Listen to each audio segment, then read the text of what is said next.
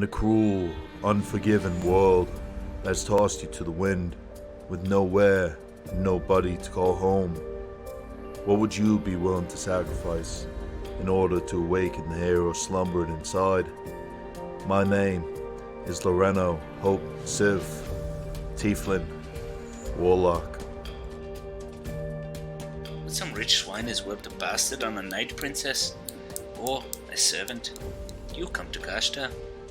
When your doctors and priests say the ailment is untreatable, you come to Kashta. Still don't want to pay? I know what wails in the night. No need to concern yourself with that now. You'll have to answer to her. Think about it. Your life can drastically change within a moment if the right card is played. You could be down on your luck, and poof, just like that, the tables can turn and you can win big. And no, I'm not just talking about poker. I'm talking about moments within an adventure that can either lead to life or death. I came out here last night to look for my son. He was part of the guard assigned to the new party that was sent to stop this unholy thing. If I ever find what has been haunting our village, he will meet the business end of my axe, if not a fate far worse. What do you notice when you look at a clock? A simple-minded commoner, like yourself, may note the time and nothing more. The town drunk, like your father, would be constantly pestered by their perpetual ticking and talking of the tumbling gears.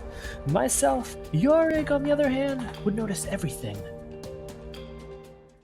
When you first look at me, you may think slow, sluggish, maybe even stupid. But I believe that slow and steady wins the race. I'm not an impulsive type. I'm extremely decisive with the way I speak and with my actions.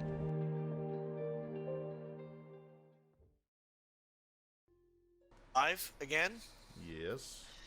Awesome. Welcome back, everybody. DM Dave again. We're just going to go around, quick introduction. Nick? Which one, Nick? Both Nicks. Do it at the same time. Oh no. I'm Nick. Hi, I'm playing I'm Loreno. Nick. I'm playing Oren. No, please, you Awkward. first. No. Okay, now the After you. now the Mike and Dylan, same time because you guys are twins. I am Yorig, Bomb. Coming at you. And today I will definitely blow something up. He most definitely will. Yes, he will. And then finally Ashley and Tim. I'm Zula, and Tim is being really kind right now and not interrupting me. Ashta is a true gentleman, and so is Tim. Sometimes. Sweet. Awkward start. So let's. I just want to bring up a couple of things, just for like DMs out there. Like I'm gonna kind of do this kind of stuff. I've been. I'm a huge fan of homebrew content and third-party content and stuff. Three. I want to talk about 3 books briefly.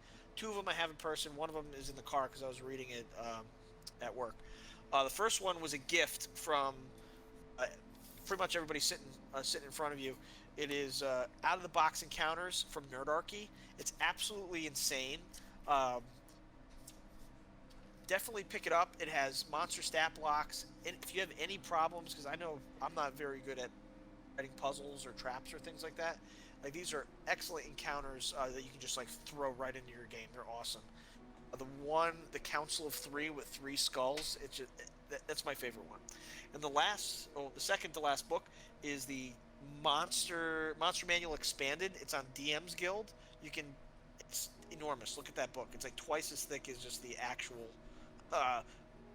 legitimate books. You can get it for, I think it was like $50, $60, and it has like over 400, almost 500 additional monster stat blocks. And the last one was a gift from Oren, Nick Palmer over there.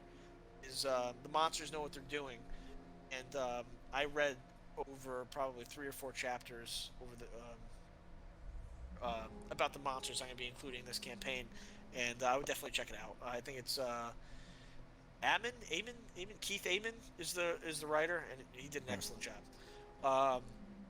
Next, anybody want to say anything? I think Nick Ragazzi wanted to say something. Yeah, so as always, feel free to stop by the panels either during the session or during the break that are down below. A bunch of them are clickable. Feel free to follow us on all of the socials and check out explore the link tree. We're trying to grow a Discord that's going to be conducive to D&D and role playing games and tabletops.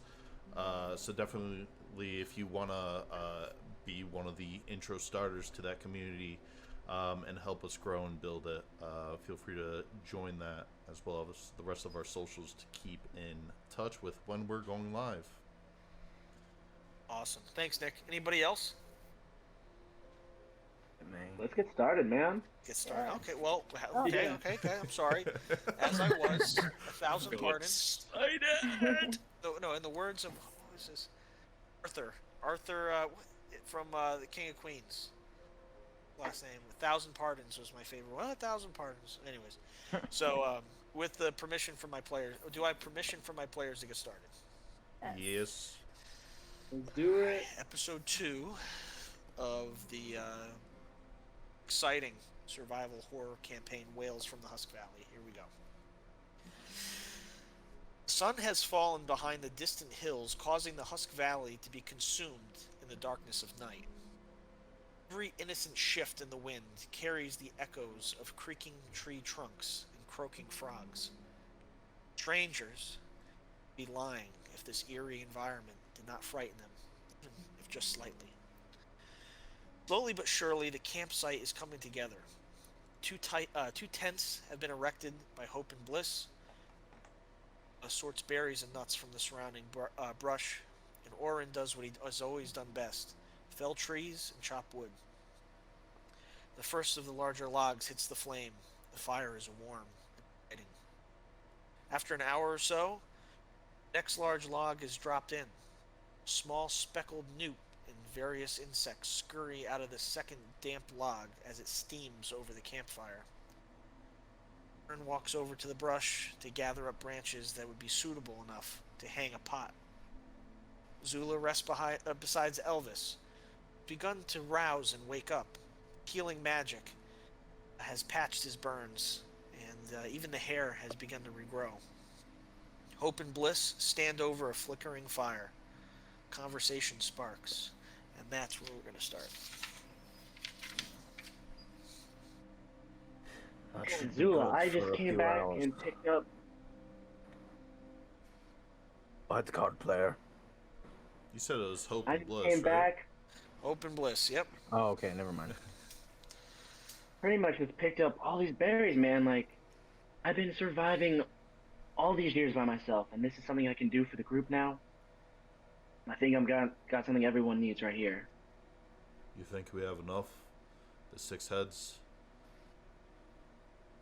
I sure hope so. Everything I picked is all that's good in the forest. Alright, well, should we see if anybody else needs help? By the way, I think we should check on Elvis right now. Elvis. Alright. Yeah. Do we see Elvis and Zula around the campsite? So, Moreno and Bliss are standing over the fire. Oren is stacking wood in the most eloquently. If anybody can stack wood in an eloquent manner, it'd be Oren. He's just rummaging through the brush, clearing out the campsite even more. Zula is sitting, resting her injury on her leg next to Elvis, who's laying his head gently across her lap. She's sitting at the front of one of the tents. Seem to be missing some. Jorg and Koshta. Well, I'm sure they're going to be on their way back, but if anything, we should just start eating right now. We have to keep our energy up, and we have a very long journey ahead of us. They've been going for some time, though. Well, We haven't heard anything from them, and they should be close by, don't you think? That's true. We haven't heard a single word. I know Jorg. He can certainly make some explosions happen. Yeah, so if they really were in trouble, I think we would have heard it by now. Alright. So, Card Shark, where do you come from? Well, I'm kind of just roaming town to town. You know, it's the only way to survive in this world. Aye, Just gotta make a living on my own. same. Jorg and I have been traveling along, either pushed out because he seems to be causing trouble or people don't take kindly to me. You can understand that. I've been chased out of so many towns now that I can't keep track. I got nothing tying me down. It's free. Wait, But you hear this? What's that I'm on? gonna. Quiet. Do you hear something? Hey guys, do you hear something? Frogs.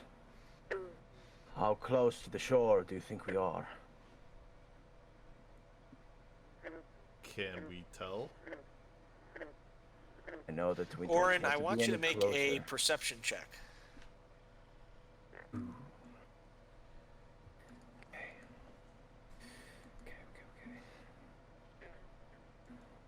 He's looking around. Could I also assist in taking more in of my surroundings, gazing through this darkness with my dark vision? Bliss, you reach your hand across Loreno's chest to stop him briefly. Your eyes dart side to side. Oren does the same. He slowly lowers his axe to the ground. I'm gonna make my perception check. You just click perception on your character sheet. Good roll. Look up. Must be a pond or a lake or some still body of water nearby. But there are no rustling branches. There's nothing to indicate that the source of these noises is around you. So, I think everything is calm at the moment.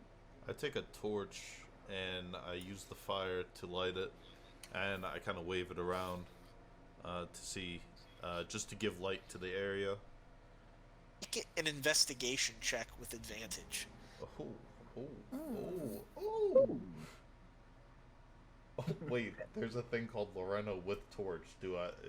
Did you just make that, or? Yeah, so because I gave everybody I gave a token to everybody who doesn't have dark vision with a torch. So don't worry about it. Just okay. I was just like, that's really well planned. A I manipulator. got you. All right.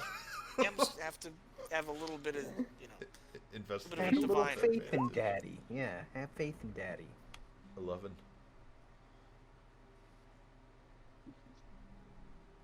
As you raise the torch into the air, you see that there are two figures, about human-sized, standing just off the to your right, which would be east, to the brush. And they're so still, and you can just barely see the shimmering reflection of the torchlight off of slimy skin. You wave the torch back up to your left, ahead of you, which would be north. Adjacent to Oren, another one of those figures, being completely still, quiet. I go to Loreno's hand and I just lower his torch hand, really as quickly but as subtly as I can. Yeah, and in reaction, I grab, this would be last word, with my opposing hand. I'm like this, and I'd be like, quiet and still. Is the grung. Frog folk. Be very still.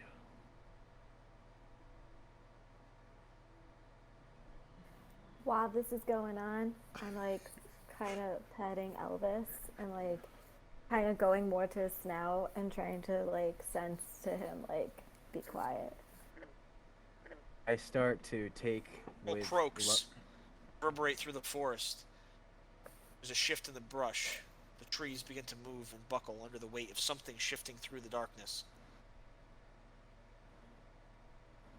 Need to move. We need to move and find Jorg and Costa fast. Last time I remember, they were heading towards the water. Oren, where's the water? Speaking of water, Oh, it is all dark for me. Yes, Dork, yeah. dude. Same. I also do have dark vision because I'm a tiefling, but Ow, dude. Oh, don't. alright. 1 second. Same. You guys on the screen? Superior. I do not see myself. I do You not don't see yourself. It's just Kashta and Jorg, right? I don't see nothing. Yeah. Really? Black. I would do that thing where you ping where you want them to put their Drop the tokens. character. Yeah. I don't know why it's not either not hold on, pardon everybody. Oh, there it is. I Let just me- saw You guys see it? I saw it for a second. I like this music. Hold on 1 second. It I am reminds going me to- of what was that guy's name? The Oh, I see what's Leonian- wrong. Oh, Rakasha? yeah. Rock- What was it? Rasha? Shasha or With something? the with the tabaxi. Yeah, Oh, yeah, I the don't- tabaxi. Yeah, that was. Give me that 1 was second, fun. guys. Pardon. Oh, The all good. crafty little tabaxi. The computers are portal to cooperating right now. hell. That'd probably be my Looking next- fingers. Another one of my favorite races is tabaxi. 'Cause I always play as Khajiit. In Skyrim. Hey, Oh, me too, dude. Because Me she too. has ways. Can you guys see now? You have claws. Yes. There we go. Yep. Let me refresh Perfect. the page because I don't see it. Let me see. Dave, just so the viewers can also see what's going on, if you want to allow me to see. Oh. Perfect. See? Thank you, everybody. Hang on, hold You on, just see a let's- black screen. Yeah. I get special permission. Well, as long as you can see it. As long as you can see it, because I can't Let's really if see it. this Well, I don't think we're supposed to see it. I think it's just Dorian, Yeah. Dorian and Yeah. Kasha. Gotcha. Can Kashta and Jorg see it? That's what's important. The subtleties of D&D. I could see part of it. Yeah. Okay, Probably gotcha. the only part. Well, also the stream. Yes, and I'm getting to that. Okay. This was an unforeseen complication. Okay, I can see. I Cool. was able to see the torch, but not this part. Where is... Alright. Yeah, I can see. Gotcha. Beautifully done. Perfect. So, Jorg and Kashta, they're standing up after where we left off last episode. They just stood up, and an arrow just went careening past their heads and embedded itself into the tree behind them. There's an enormous frog in the center of the pond ahead of them. The area around them is pitch black. Thankfully, their dark vision has allowed them to slightly illuminate the area they can see in front of them. Alongside the large frog are these two frog-like creatures that are about waist deep in the water. And they have what appear to be spears drawn in their over their head. I need everybody to roll initiative.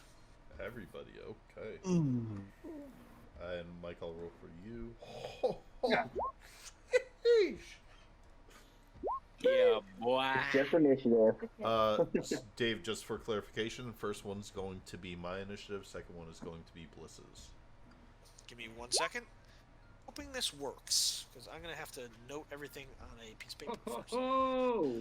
Okay, starting at the top, Loreno. Give me 1 second while I roll Bliss's. Hope is a 14. 14. Okay. Greg. 18 for Yorig. 18.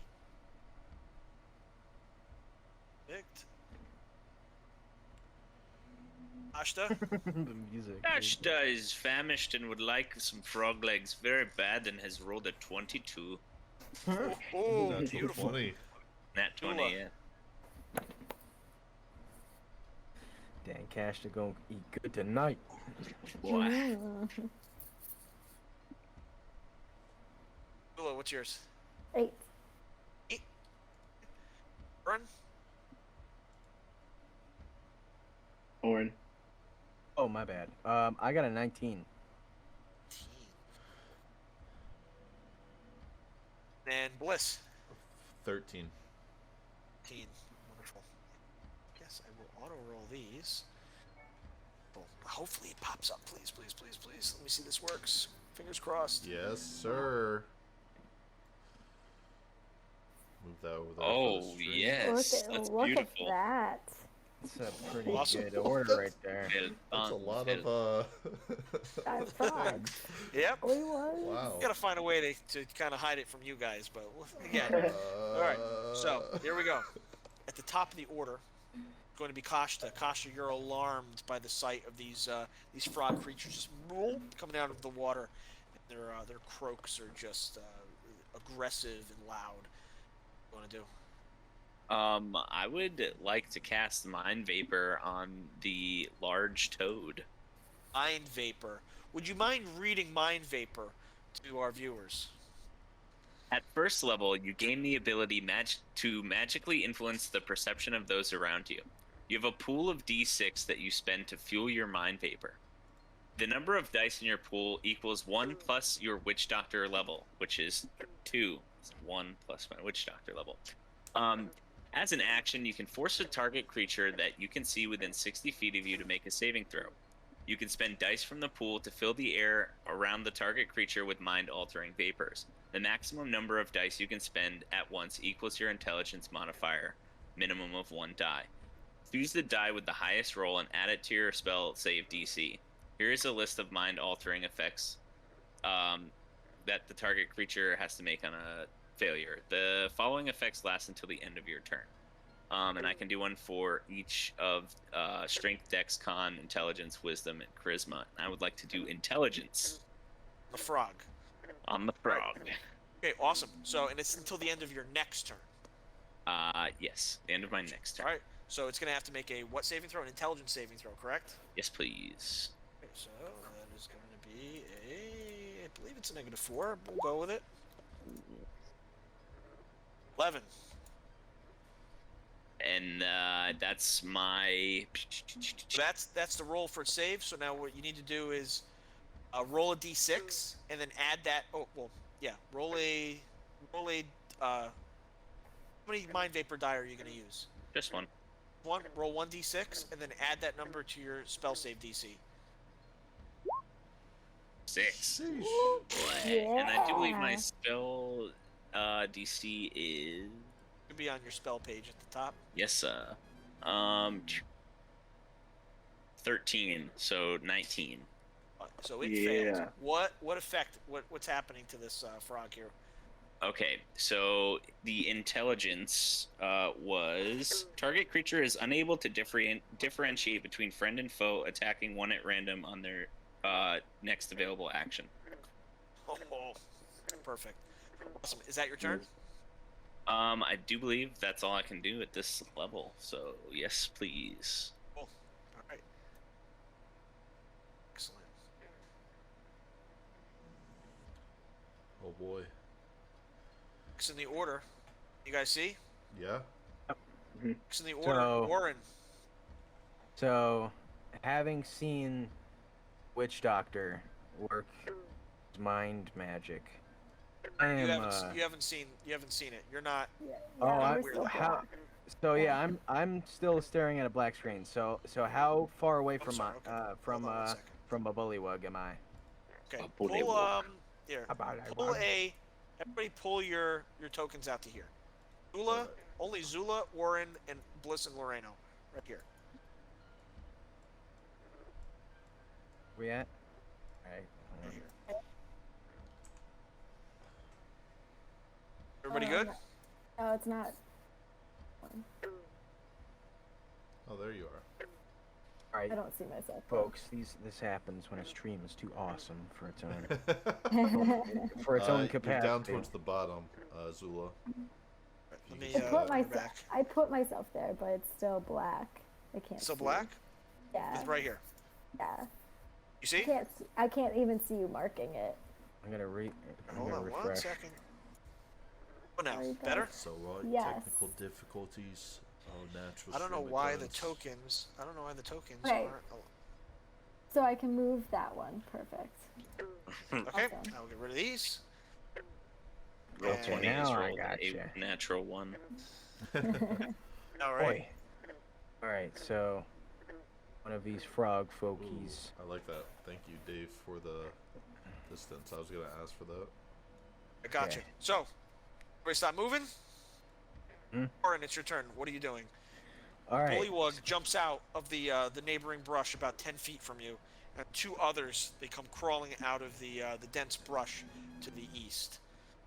So, just sort of reacting to the noise behind me, I attack this guy, pull out my hand axe, and I go, "Yeah!"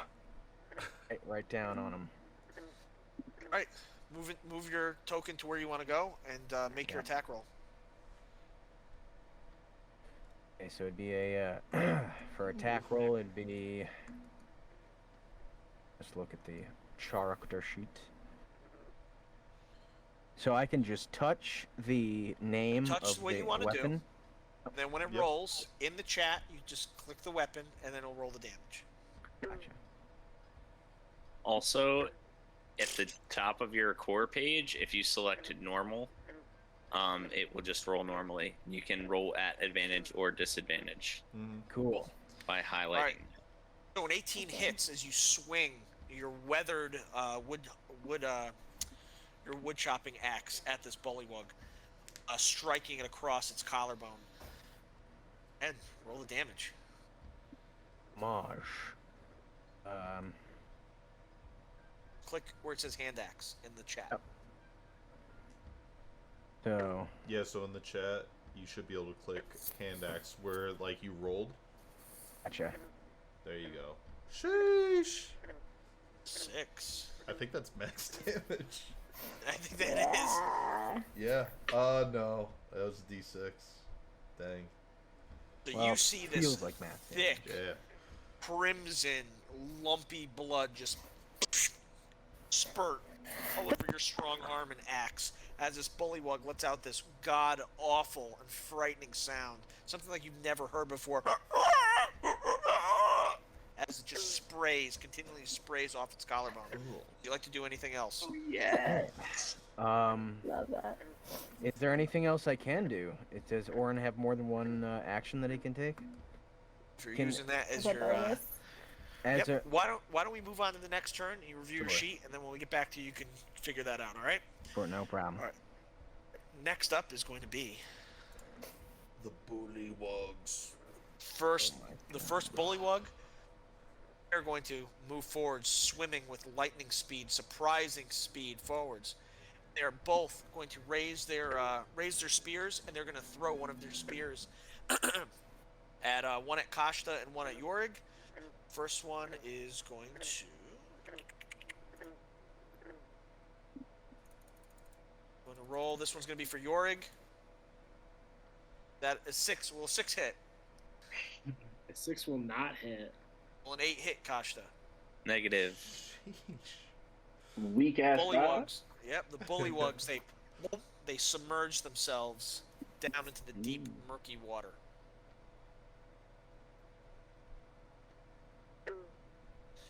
Next up in the order, we're going to swing back. The bullywug that's standing in front of Oren, he's going to bear his. Excuse me. Going to drop his. He's going to pick up his spear off of his back, and he is going to strike or attempt to strike Oren with a 7 hit. Will a 7 hit? It will most certainly not hit. I'm a 10, baby. All Yeah, right. you are. Okay, he misses. His shoulder is dislocated and hanging from the deep laceration, and it's barely able to lift its arm. The other two bullywugs, one darts forwards right up to Kai and attempts the same maneuver. Not Kai, up to Bliss Kai.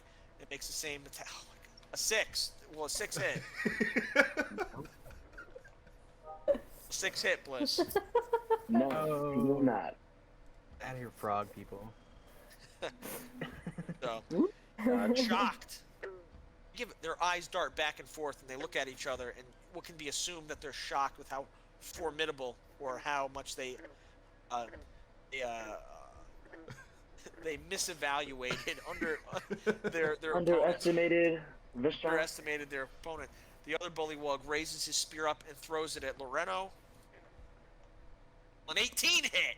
Aye, an 18 will hit. Yes, finally. Yeah, our DM gets really mad when he doesn't hit. Anywho, He doesn't kill. the spear comes flying through the air. Loreno is distracted from the bullywug missing, just darting suddenly up to Bliss. He looks up just in time for the spear to impact him in his chest, just barely penetrating his armor that he's wearing over his chest, dealing 5 piercing damage. All right, next up is going to be. Dang, bro. It's gonna Orig. take more than that. Orig, right in I front look of you. over at Kashta and I'm like, you should probably do something a little bit more productive there. And then as soon as that happens, I whip on my tinkering glasses, I pull out a clock I've been working on, and I set the dials to 6:30 and 6 seconds. And I look over at Kashta, like, not sure what this is going to do, but I know it's going to work. And then I scream out to Hope, Hope, this is not an accident! And I throw it towards the center frog. Okay, awesome.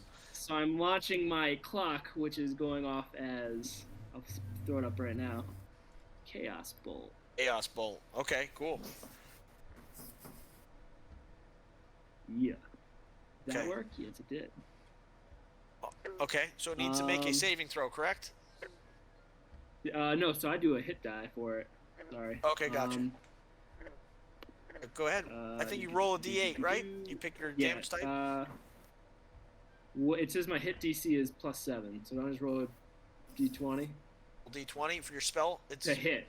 No, to hit first. a hit. Yeah, it's Yep. yeah. Yep. Add that to your d20. 15. Oh, that's a 100% hit. So it's 15 plus 7, 22. Okay, cool. It's definitely a hit. You beefy giant frog. You don't know. I know, it could be. Very Titanium slick. armor. I know, right? Let me get these 2d8 plus 1d6 damage. Alright, cool.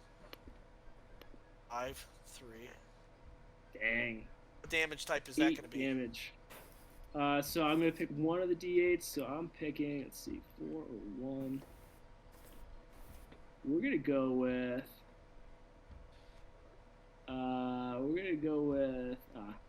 it's going to be poison damage. Poison damage? Alright, let's see. So I hurl this thing, it's just glowing intense with green energy.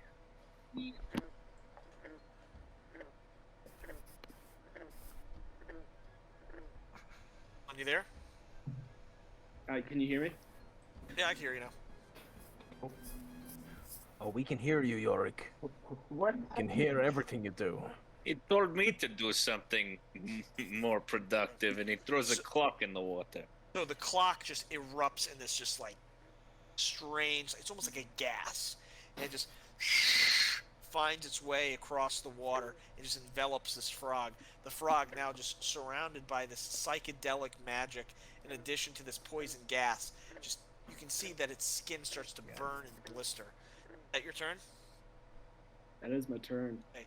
Next up in the order is going to be no. Alright. We're gonna do a few things here. So just a correction on Booming Blade. Booming Blade, I would still use the action through that melee attack, right? Yes. Okay. So just want to make sure of that. I am going to cast Hexblade's Curse as a bonus action on this bullywog right here. Okay. So for 1 minute, I get a +2 on damage rolls, a score on a 19 or 20, and when it dies, I regain 6 HP. And I'm gonna move up. If it's engaged, I'll move up here. Metagame that.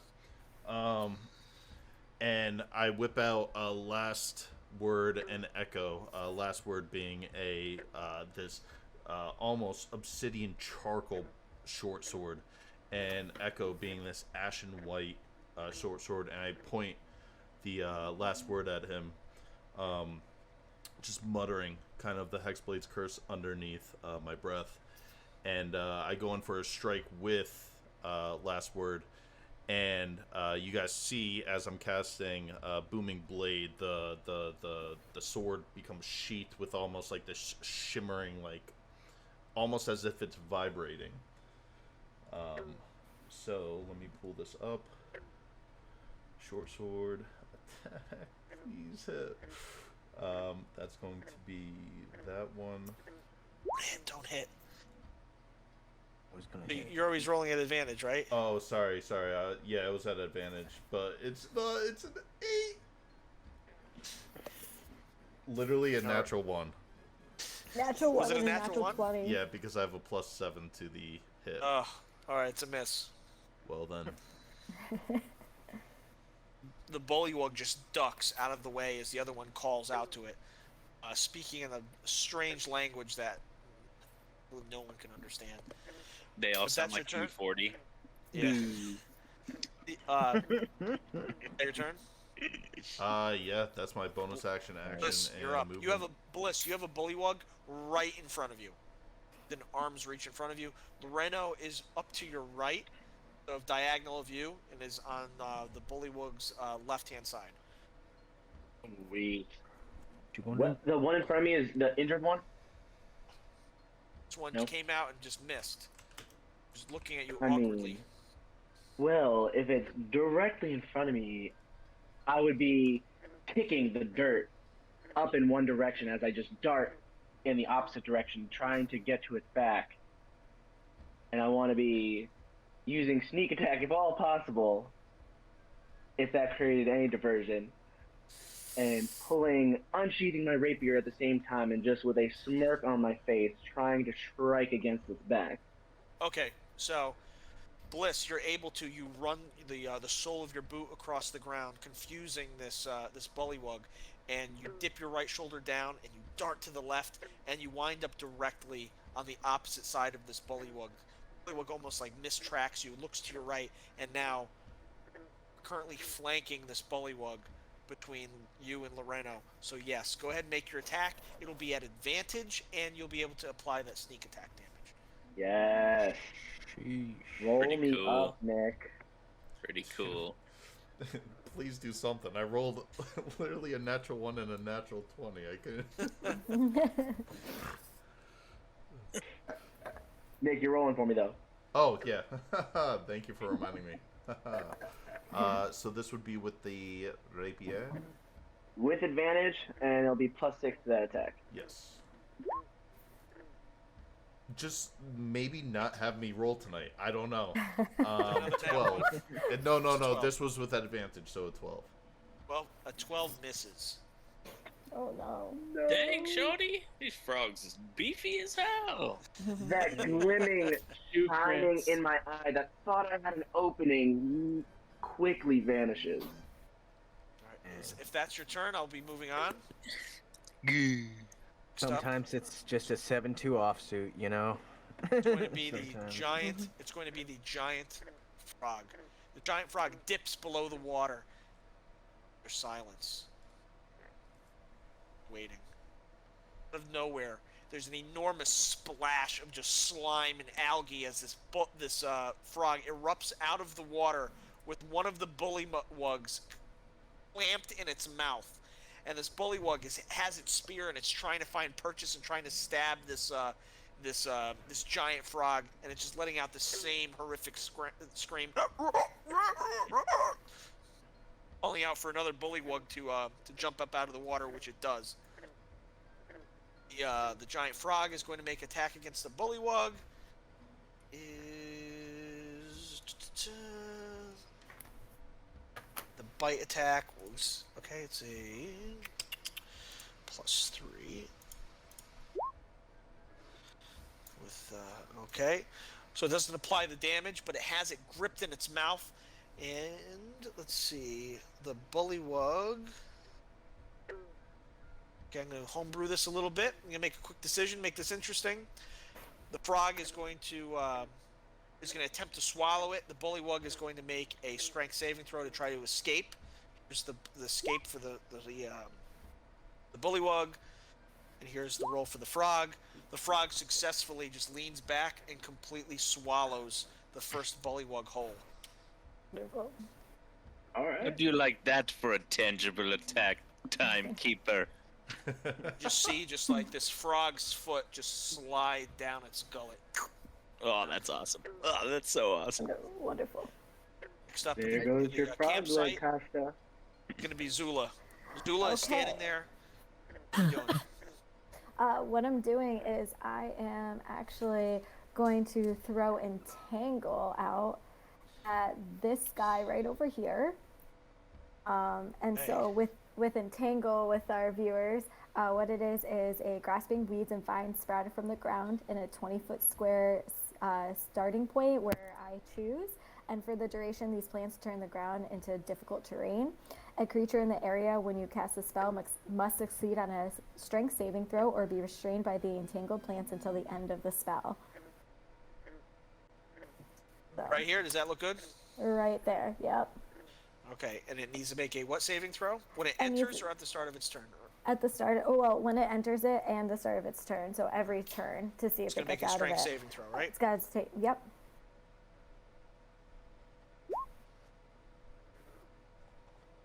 5. Will a 5 succeed against your Oh. saving throw? Oh, so he is stuck. He is currently... So he's restrained? Is that what it is? Yep, he's restrained. He Okay, can't this move. bullywug, these vines, they slowly creep across the ground before they suddenly erupt up and start wrapping around its legs, just slightly puncturing its shins and its lower quads with these prickly bushes, and it's restrained in place. Next up, if that's your turn, is going to be Oren. bouncing back and forth. For Kashta. Ashta, you just watched this enormous frog swallow one of these bullywug creatures, and the other bullywug has now turned its attention, 100% of its attention, on this giant frog. What are you gonna do? Ooh, 100% of its attention. Okay, then I would go ahead and repeat the same action that I did last turn, to try to coax the frog into attacking another ally. By using Mind Vapor, I would use my last die. That's my last Mind Vapor die. Cool. And it's an intelligence save. It is an intelligence save. Sorry, the Mind Vapor is in a different location. A 15. Okay, Nice. You're gonna have to roll that So- 6. Let's see if that's 6. yeah, I know. See, like, So my 13 plus a d6. Please be good. Oh my god. Bad. Frog, it just, you can see its eyes, they're beginning to glaze initially over its eyes from the mind vapor starting to wane. Just as it takes another deep breath, another cloud of this vapor just slides around the creature, around the frog, and it's just continuing. It's still in the effect, and its large eyes look over at the other bullywug. Is that your turn? Take notes, timekeeper. I will have this frog do all of our work for us. Next up is going Still to be looking Oren. at you like you're not doing anything. Just blow the same vapor from my fingers after I take them out of my cauldron towards your direction. It's like, yeah. Not Oren. doing nothing. Yeah.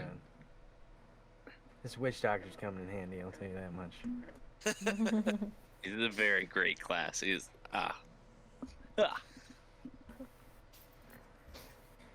What bring it to the turn of Oren, if I am not mistaken. I think we got a bullywog.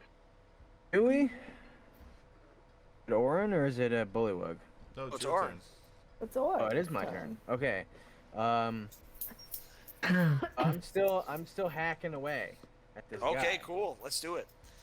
I'm basically just gonna keep hacking away at this character right here. You'll be felled like a tree. I will cut you down, frogman. We got what? What we got? All right. 9 will not hit. Ah, Go to swing your axe from the same spot, but the bullywug has dipped its shoulder in pain from the impact of the first strike, and you miss. Is there anything you want to do with your bonus action? Do you have anything you can do with your bonus action? I light my torch and sort of wave it at the creature.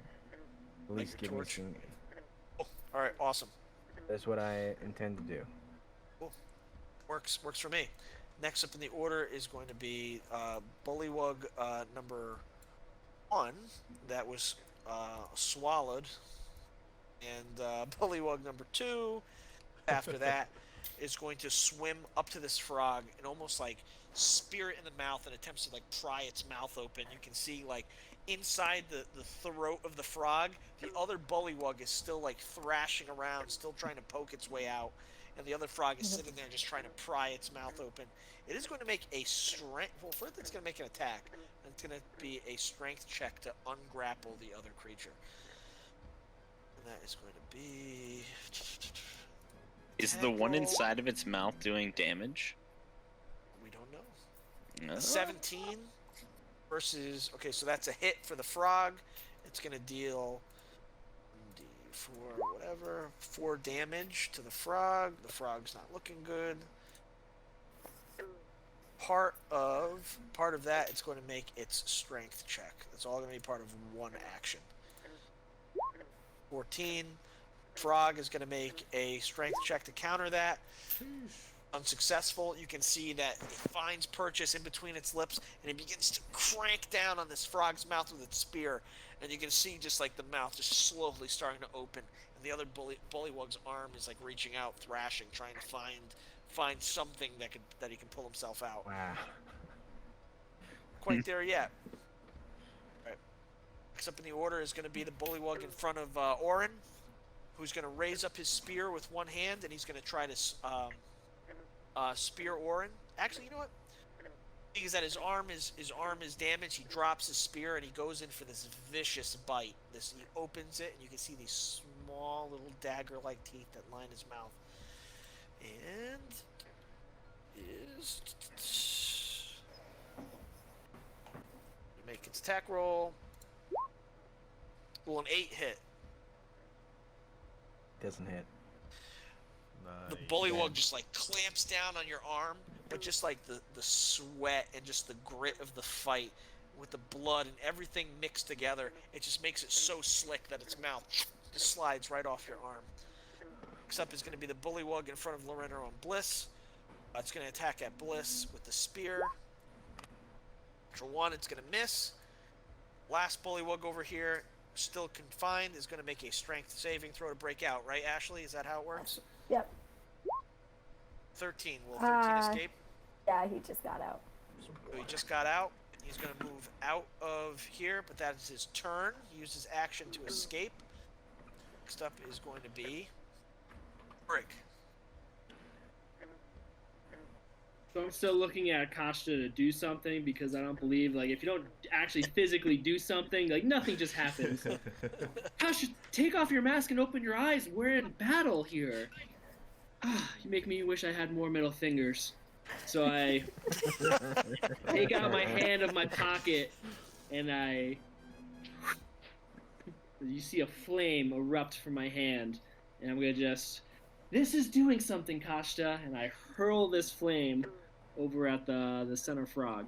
The big frog, or The big frog. Big frog. Okay, so that does what? 1d8? 1d8. Yep, and it's fire damage. Induce flame. Okay. So that is my hit roll. All right. So let me see. Casting self, flickering flame. Make a ranged spell attack on a hit. Okay, cool. Yep, works. That was a 15. A 15 will giant frog. It will definitely hit. All right. So roll your damage. So Damage if you click on time. produce flame, it'll, 5 Oh, damage. Okay. sorry. that Okay. works. This frog just opens its mouth and completely regurgitates this bullywug out as it just spits it out. It flies out into the water. It's completely prone, floating face down, all chewed up, all bloodied. This frog, after being burned, There's your frog beaten, legs, Kashta. swims off. My God, dude. This is getting wild. Wonderful. Is that your turn? That is my turn. Right. Next up is going to be Reno. All right. Frustrated and kind of wheeling from the wound that the other one gave me. I'm still flanking right now, right? Yeah. So would these Advantage. be at advantage? Absolutely. Oh yeah. I'm going all in. 2-weapon fighting with last word and echo on this. So Hexblade's Curse is on this one as well. So yeah, critical hit on a 19 or 20. Get it. Now let's see. So this will be. That's Beautiful. natural 20, baby. Beautiful. Do you want me to roll the second as well? Roll. Or, Yep. Roll a second, and then we'll dress everything out. The damage after. 12 for the second hit. 12's a miss, but Okay. that 27 is definitely a hit. So the Big natural 20. So I also get +2 on the damage roll. So it's gonna be Yes, sir. 2. It should be 2d6 Cheers. plus 7. 2d6 plus 7. Let's rock and roll, man. So that's only 1d6. So you want me to roll an extra d6 plus 2.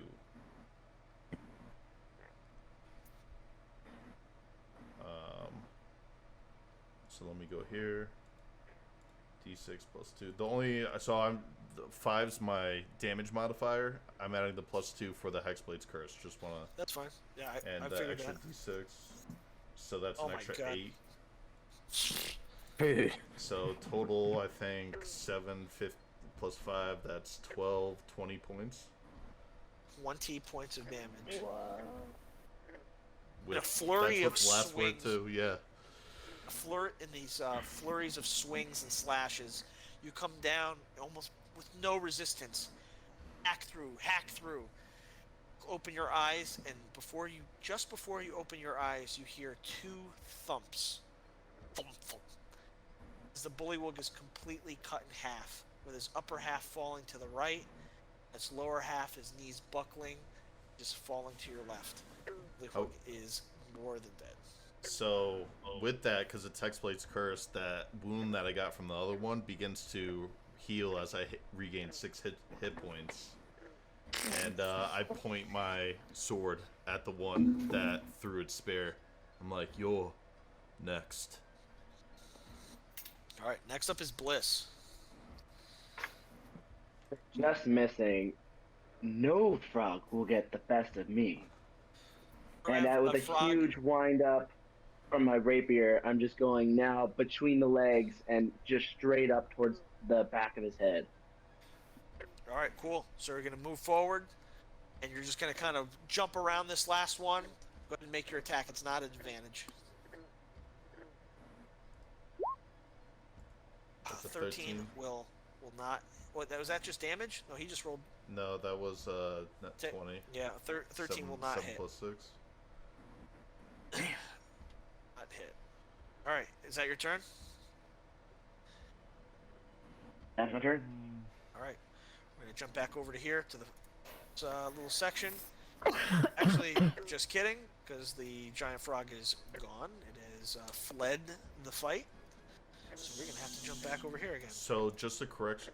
I'm sorry, Dave. Alrighty. I'm looking at his sheet now, and I was curious because his short bow has a +10. It looks like the rapier and daggers were going off of his strength scores, so there should have been 4 more on that. It should have been So that would have been. It should have been a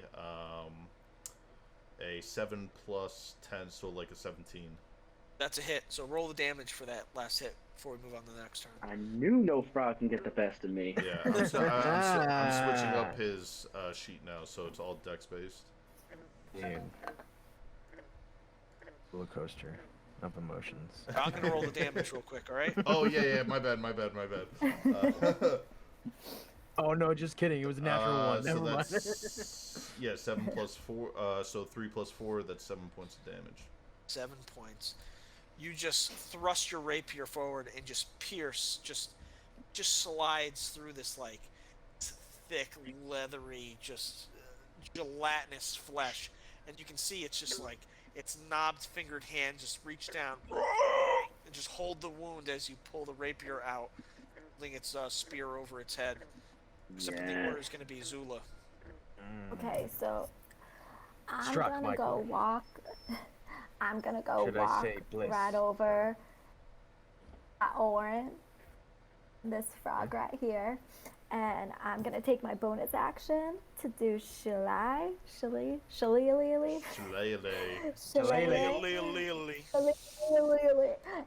I'm gonna do that to my great club, so it'll add +2 to it, and my attack. Hold on, just want to make sure. Anything? Yeah, +3. Okay. Just click on Great Club and then add your Wisdom mod instead of your Strength. Okay, hold on. Hey DM, I'm Right, seeing right. a black screen again. I just was wondering. Help me out with that. Are you? Right. So. Doesn't and really you matter. said to use my wisdom, right? Yeah, so that's Yeah. going, Adding your wisdom that's going modifier, yeah. strength based too. Yeah. So on. There we go. I'm good to go. I don't know how to use it on this. Hold on. I got So you. just roll, just Thank just you. hit the thing, and then we'll just add the difference, which would be 2. I think the difference It is would be 2. 2. So, yeah. So So we'll just it would add- be 9. So a Good, 9, yeah. a 9. Unfortunately, a 9 does not hit. Come down, just sloth-like. Too slow. With this great club, and it misses this bullywug that is now just extra slippery from this thick blood that's just like spilling out of this wound Oren gave it. All right, is that your Well, turn? can I? Well, yes. I want to walk back a little bit. Wait. Back. I'm gonna stay here so he doesn't do an opportunity attack on me. Okay. Next up in the order is going to be Ashta. Okay. Since they're right next to each other and one of them is prone, I would like to cast Acid Splash. You hurl a bubble of acid. Choose one creature within range, or choose 2 creatures within range that are 5 feet apart from each other. Target must succeed on a Dex saving throw or take 1d6 acid damage. It'll make that dexterity saving throw. Yes, please.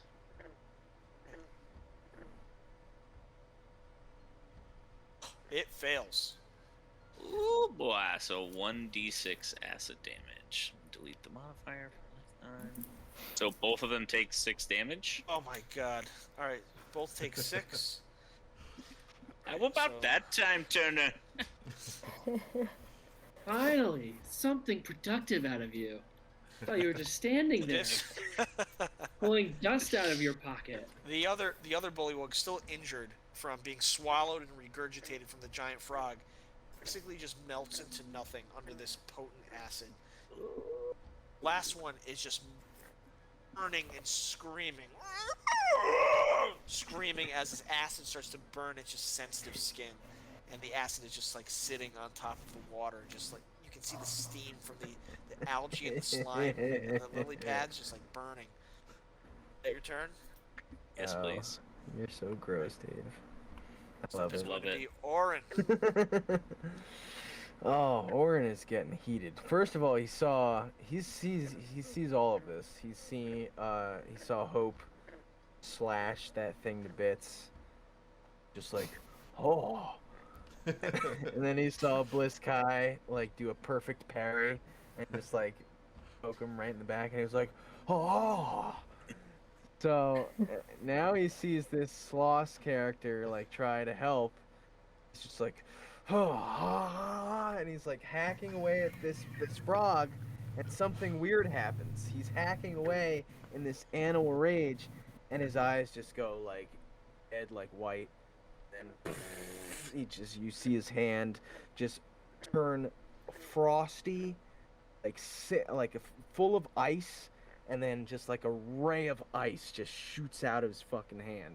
Freaking hand, excuse me. And it goes right for this frog. Right, cool. So what spell are you casting?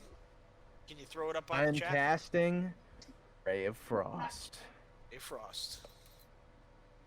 Would you like me to hit it? Yeah, roll, throw whatever in the chat so we can see. So if the viewers are unfamiliar with the spell. So this is Ray of Frost. 16 will hit. That would. So that a hit. Do you guys know what that description that Nick gave reminded me of? Do you guys remember the Nestle Cool snowman from the 90s who was like all skeleton, and then he would crack open the Nestle Cool and he would turn back into a snowman? Dude, yes. Oh yeah. Yeah. You mean like the That's what brisk that reminded me of. Amazing. It was brisk. What the heck? I thought it was Nestle Brisk. Cool. It was Was it- brisk, yeah. Was it Brisk, brisk? I see, yeah. Well, anyways, Nick, hit Ray of Frost. Roll the damage, please. Okay. So I drink a brisk, and I do the all right, so Ray of Frost. I'm gonna hit it. Once again. Well, I just hit it, and it. So did a 16. now you click Ray of Frost. Like Oh, I where got it you. I says- got you. I got you. Chat. See, I'm still a greenhorn at this, you know. Oh, there we go. Gotcha. Too cold. So it's just like glance shots. So you reach out slowly, and just the frost starts to like just like a breath of frost just comes out of the palm of your hand, and you can just see the crystals start to form on this bullywug. And when you open your eyes, the bullywug is completely frozen solid. It is dead. You're not just a Oh. lumberer. Oren, is that your turn?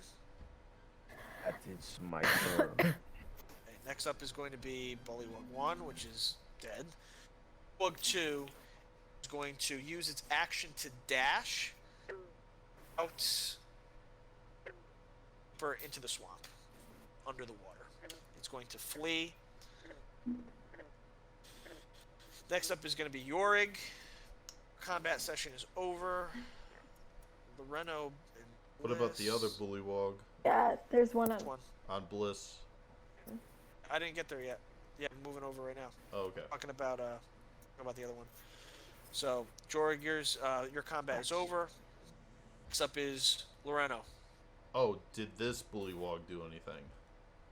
That's why I was. Oh, The So one in their front of combat Yorick, is there was over, one but left that ours just isn't. left.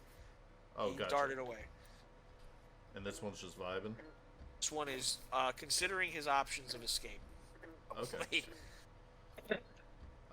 So, well, Which there are none. he doesn't have many. It's to death.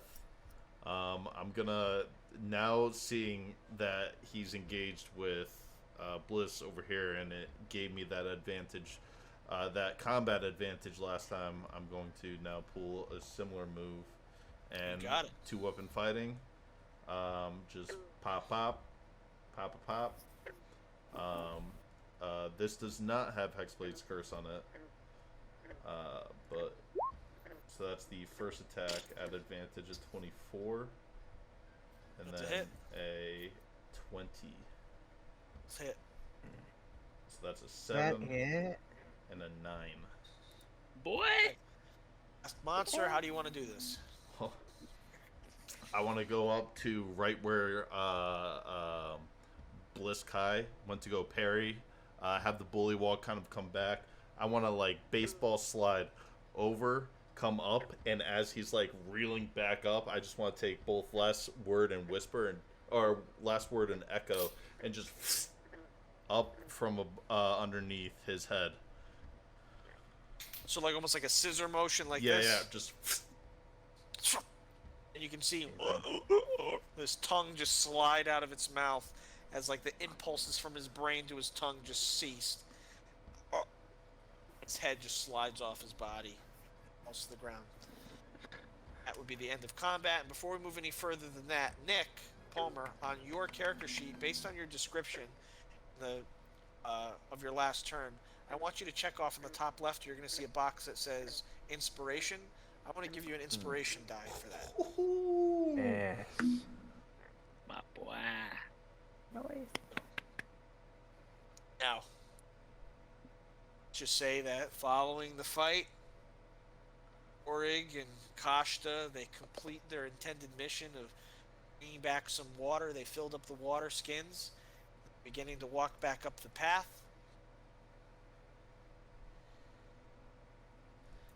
As we're all back at the camp, underneath that, the warmth and the fire, the light of the fire. First order of business. I would like to start hacking off some of these frog legs and just putting them on a spit over the fire because I'm famished. Can I go over to all the food and water that everyone just brought and the frog legs and do purified food and drink? Okay. Cool. Yeah. There you So go. it's a ritual, so it's gonna take 10 minutes. So I say, guys, I want to make sure that we're okay. So let me sit this ritual, and then we can eat. And so I sit there for 10 minutes doing my ritual and purifying all the berries, water, and frog legs so we don't get any diseases. This lady is a During saint. those 10 minutes, I want to take Hope aside and just talk to him real quick. What you want to talk about, Joy? This was a crazy encounter. I don't know what you guys were doing, but Yeah, did you not hear me? We were attacked by frogs. No, I heard the clock thing that you've been working on. What were you guys doing? You guys just didn't come. It was just me and Kashta.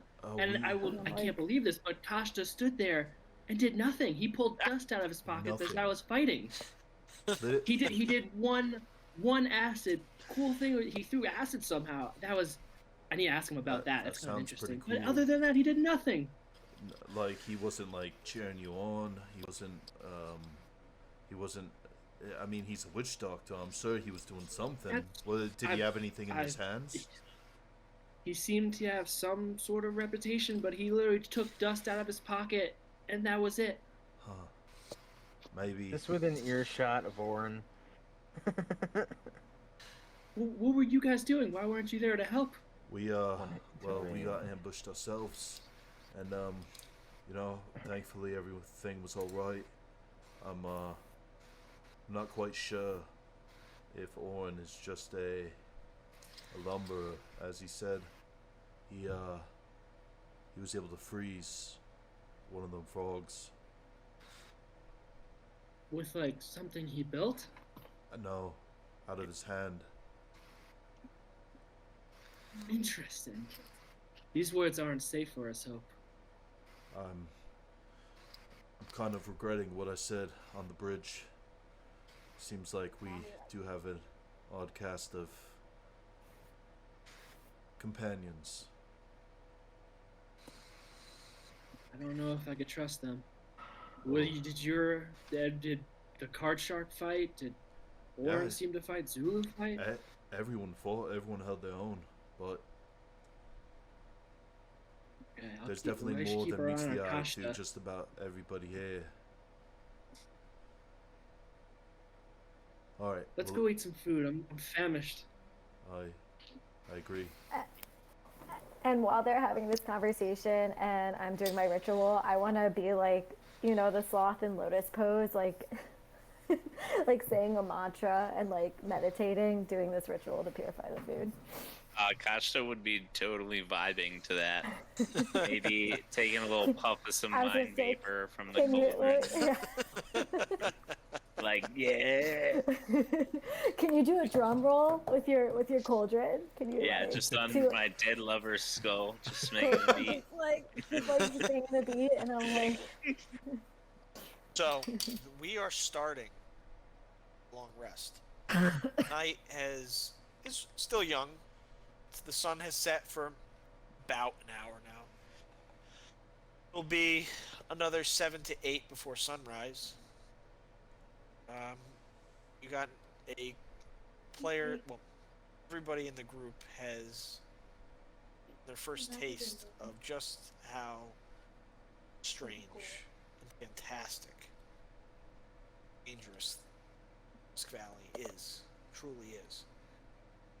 What you all be doing for these long, cold, sleeping hours?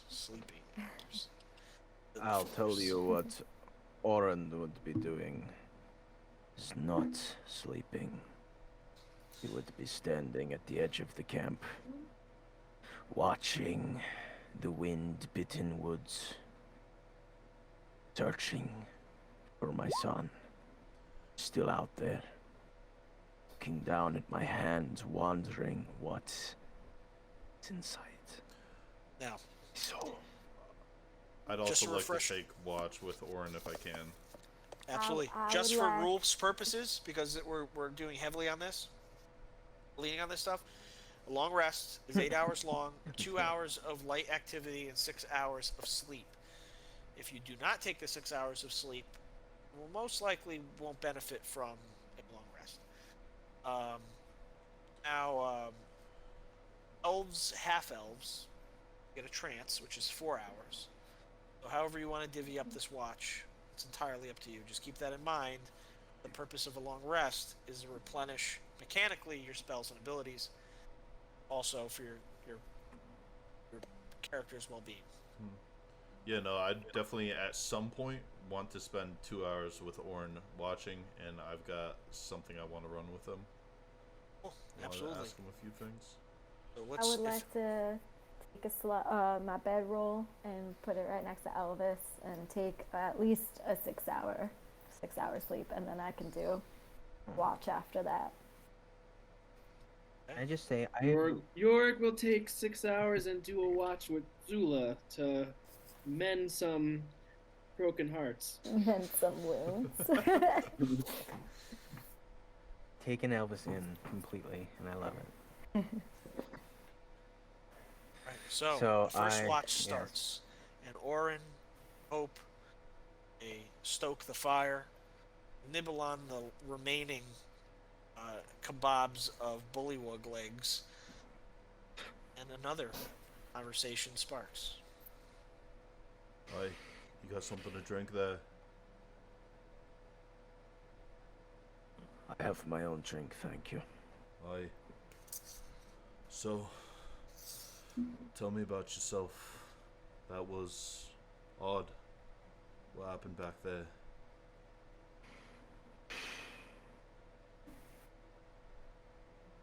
This used to be such a peaceful little valley. There was no time I could remember that was more peaceful than my young adulthood. You could wander these woods and never have to worry. People would smile and wave at each other. Not like how it is now. The clerics out every night with their incense, saying their prayers. Don't know much about this magic that resides in me. I am a man of the gods. Simple man, a lumberer. Pray to me, Leaky, to keep these trees nice and strong. This... I saw you do incredible things out there. I know. Certainly you are a man who might tell me what this is. This thing that resides in me. Unholy abomination. Well, you held your own. Don't doubt yourself. Holy, unholy. It's all gray area. Nah, you say you pray to Maliki. I heard you the other day talk about Helm. Why do you pray to the gods? Out of curiosity, I don't mean to be rude. Us. They're the ones who set their will out for us all to follow. We are nothing without the gods' wisdom and kindness. And in that we find the kindness to be to each other. But the gods were no more than animals, running around like frogmen. Well, I can respect that. Maybe it has something to do with that then.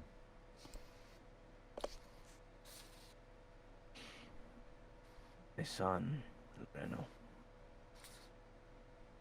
He is a better man than I have ever been. I don't understand. He volunteered for the guard. And so many have fled the village, cowered in the houses out of fear. My son volunteered, Reno. And he is somewhere out here in these woods. Brave men volunteer. The task that people do, the humans, elves, dwarves, halflings, they do. If they're not asked upon to do it, the brave men and women. The son has courage. He's out there, surviving. If you lose faith in that, if you lose hope in that, he's gonna lose it within himself.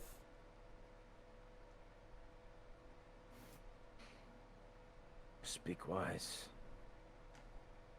Say you're at a tiefling? What is that?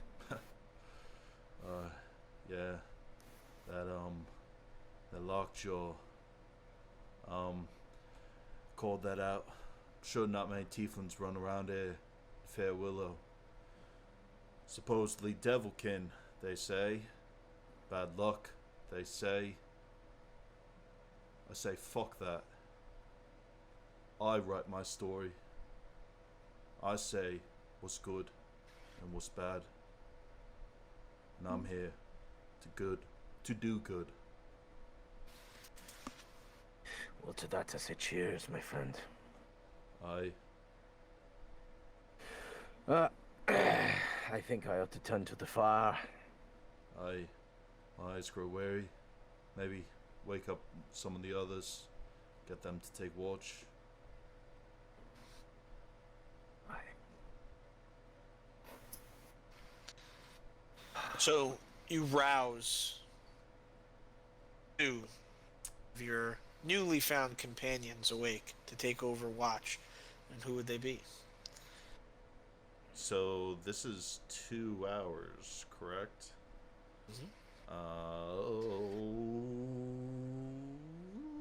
So you and Nick require 6 hours.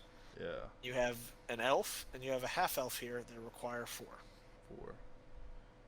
4. If we can extend the long rest by 2 hours, I'd stay up an extra hour with Oren.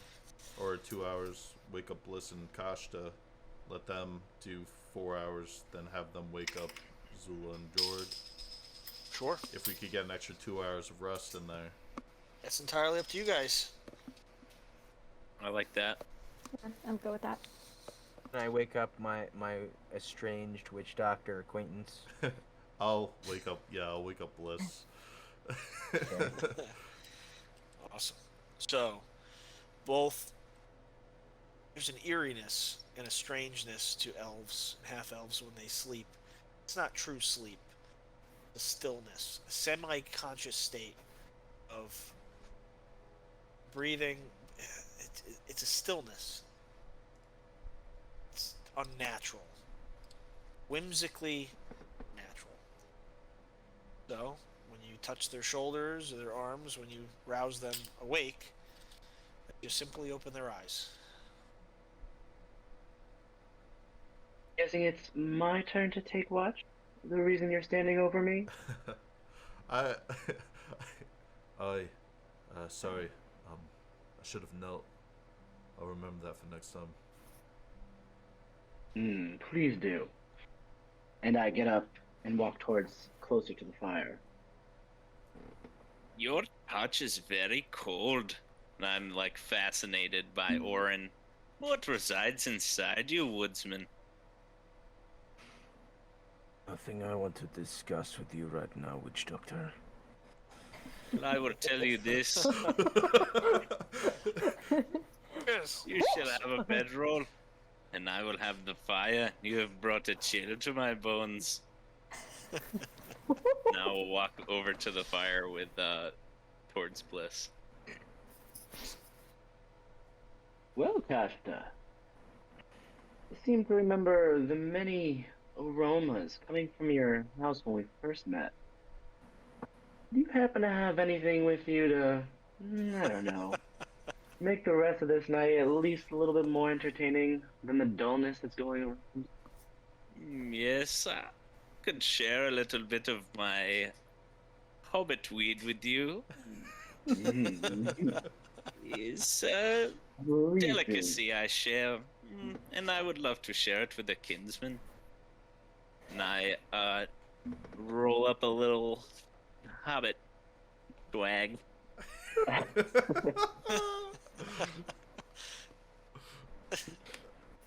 And you puff a sailboat out of it. Yeah. No, I swear to God, next rest it's gonna be. I wanna take watch with Kasha. I wanna take watch with Kasha. No, you had it last time. Gosh, you trying to take watch right now, bro? Kasha just never sleeps now. Oh my lord. Here we go. And I'll take a couple of these puffs with Kashta.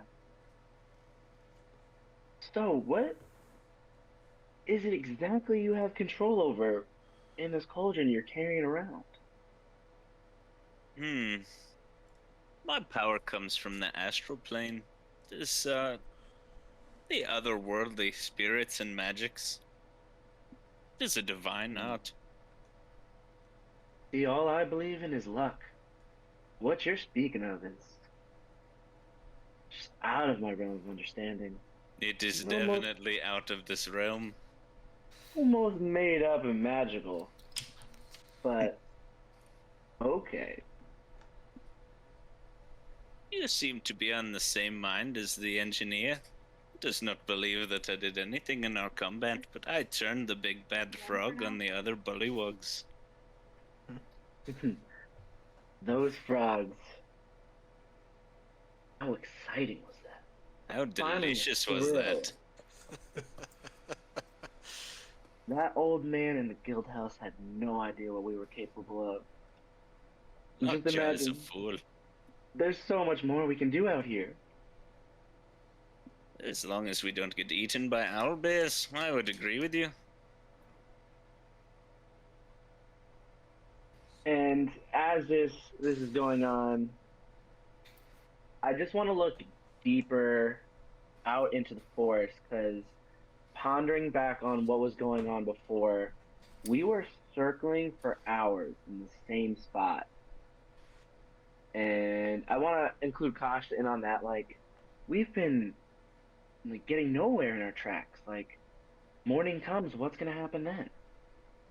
As a man who only believes in luck, then we had very bad luck. But as a man who believes in magic, that was a very powerful magic. And I feel as if we will have to face that again sometime.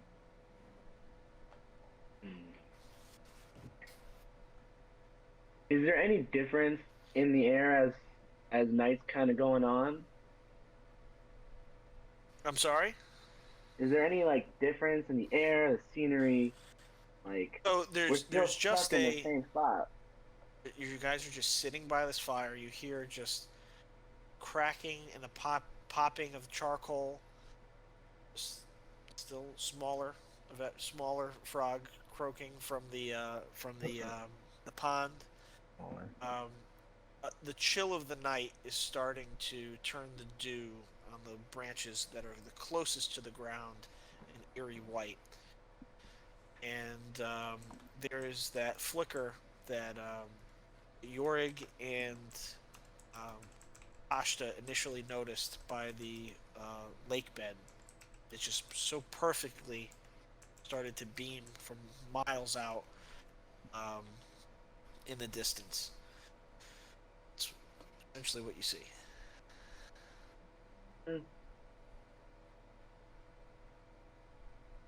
Must be the this rolled herbs. Maybe. Or maybe it is luck. You should show me a game card player. It's a game you want to play right now. And what else shall we do to pass the time? We have smoked the hobbit's weed, and now we need something to fill our boredom. Well, Dude. I'll start by saying this. Those that choose to play games with me, it's never fortune they're seeking. It's just more of the excitement. Getting away from the mundane and happily forfeiting the coin they have in their pockets. So if it's a game you wish... There is only one thing in my pockets, and it is not coin for you. So, if I may, Bliss pulls out his trusty cards and starts laying out the cards. Just a hand of. It's an interesting game. It's heals out the deck evenly. It's kind of similar to War. Not quite, but it's the same. Evenly, back and forth, back and forth, back and forth. Even sides on both. And the name of the game is basically you flip the card, and based on whatever that card is, you're going to add your. You're going to take turns saying basically over or under. You're going to try to read each other's faces. So Bliss will try to guess. So say, for example, Kasha says over or under this card. Say over. Right? You'll make your deception check. You'll flip your card, and then you're going to add. I'll walk you through it. So the first hand, you switch it back and forth. I guess Kashta. I mean, who's going to go first? Who's going to go first with this card game? Well, he's teaching me the card game, so I think he should go first. Sure. And Oren is, of course, looking back on these card games going, ugh, gamblers. Sleeping. So. Sleeping. All right, I'm sleeping. I thought I was still alive. Sleeping. It looks fun. Just mutters in his sleep. Gamblers. All right. So. Gamblers. Like wake So up Mike, suddenly I want looking you up. to say over or under, and then roll a d6. Over. And Nick, roll my d6. Oh, Roger. Just a d6? Uh-huh. Roger. All right. Now, make a deception check, and I want With Bliss, and I want Kashta to make an insight check.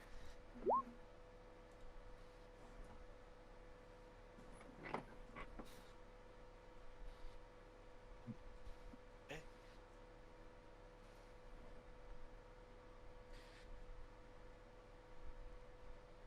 Kashta. I think I did. It was a 5. Gotcha, 5. Now, roll a d6.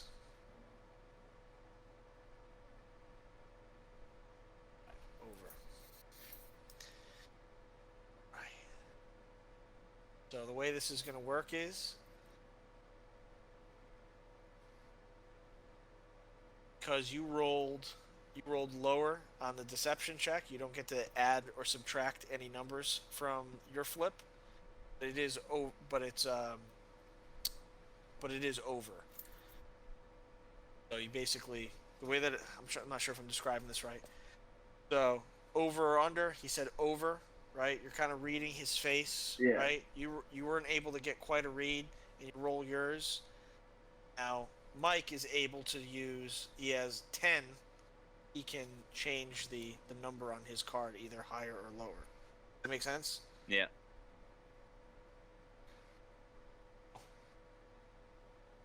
Go ahead, Mike. So you're adding the 10 to your. Obviously. Figure 2, which beats his 5. Now Mike gets the card. This goes back and forth, back and forth, back and forth. But before we continue with the card game, you guys can obviously talk about amongst yourselves and try to figure out the card game a little bit more. We're going to take a quick, say, 15-minute break. 20 minutes? Do 20-minute break? That works. We'll do our break a little early tonight. I got a lot to cover at the end, but we'll do 20 minutes. Everybody be back at 9:56. All right. Cheers. We are back. Cheers. Hello, players. We're back. So Ashta and Bliss go back and forth with this card game, constantly trying to read each other. Bliss obviously is winning every round just because there's nothing particular about these cards. Not much of a fight, Skeleton Man. You seem to have sticky fingers, Rogue. I just don't think you can catch what's going on. But that's for another day. That is fair. I will not pay you in coin, but the next time that you would like some hobbit weed, my pipe is your pipe. Alright. And as I collect the cards, I'm just looking back around to the campsite thinking I owe it to myself just to get 2 more hours of just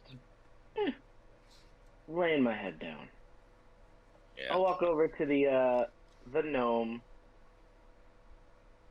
and I want to see if I can first pull his tinkering glasses while he's sleeping. I'll try to pull it from his pocket. Or Dylan, where are they currently stored? Your glasses. They're in my inside jacket pocket. Okay. Make a sleight of hand check. Aye, aye.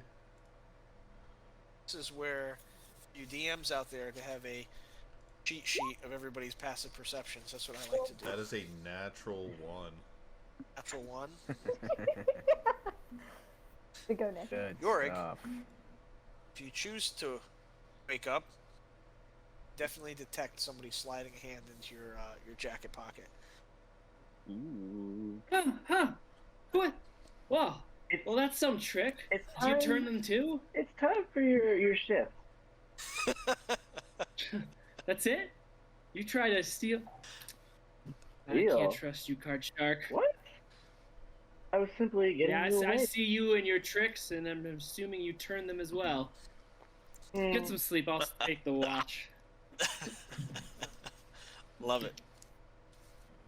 I would saunter over in my Hobbit Weed Haze to Zula, and I'm assuming Elvis. I would scratch the dog behind the ear and gently shake the lady awake. It's your time to take watch. Kashta needs some rest. Already? Then I would lay down and go to sleep. And then I'll like sluggishly, my eyes are like half open. I'm trying to slightly wake up. Elvis is still sleeping, so I let him like cuddle next to Kasha, and I head over by the fire. I'm like sitting there, just rubbing my eyes.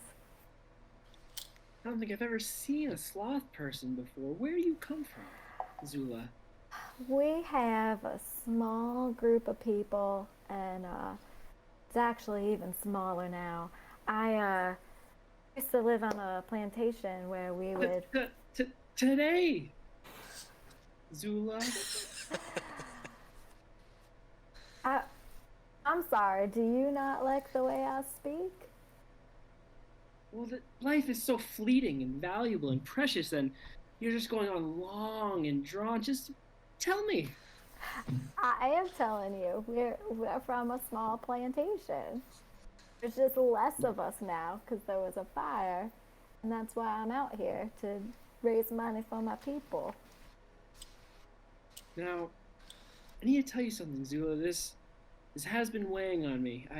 Everything has been fascinating me, and I've always had this interest in fixing and seeing how things are made, and usually I'm okay at fixing things. So when I tried to fix the leash, So when you burned what happened. Elvis, It was just something inside of me just went off, like a strong energy I couldn't control yet. I'm sorry. it's okay. As long as you say you're sorry. But what? So I thought that was an easy spell for you guys. Well, you see, I'm not- mending is a very simple thing for me to do, but again, sometimes I just get this strong urge and this sense of energy that I can't exactly control, and you see, that's why me and Jorg are here traveling from town to town. I caused one massive explosion. I don't want to get into details, but Wait, I'm working on it. Are you still tired? Because you said you and Yurik. Aren't you Yurik? Did I say Jorg? I meant Hope. Sweetie, it's okay. We're tired. I get it. Oh, I haven't been in much combat, and just seeing two frogs fight against me, and then literally I was with Kashta. She did nothing in the fight. Nothing. What do you mean? Hope was telling me that you took your own, the card shark took his own, and Oren did something I need to ask him about. Fascinating with his hand. But I was with Kashta, and he was just emptying his pockets of dust. Oh my goodness. It's one scary woods we're in right now, and I fear that if I'm alone with him again, something bad will happen. Are you sure? He's a witch doctor, so are you sure he wasn't doing anything? Or maybe he was messing with someone's At the end, mind? he did throw out some acid. It was intoxicatingly interesting seeing that happen. But other than that, he did nothing. Oh, wow. Well, I understand. Other than Kashta, because I know he's been doing this for a while. But everyone else, I think we're really trying to come into our own. I know me personally, I just got these gifts of spells and learning magic from the moon.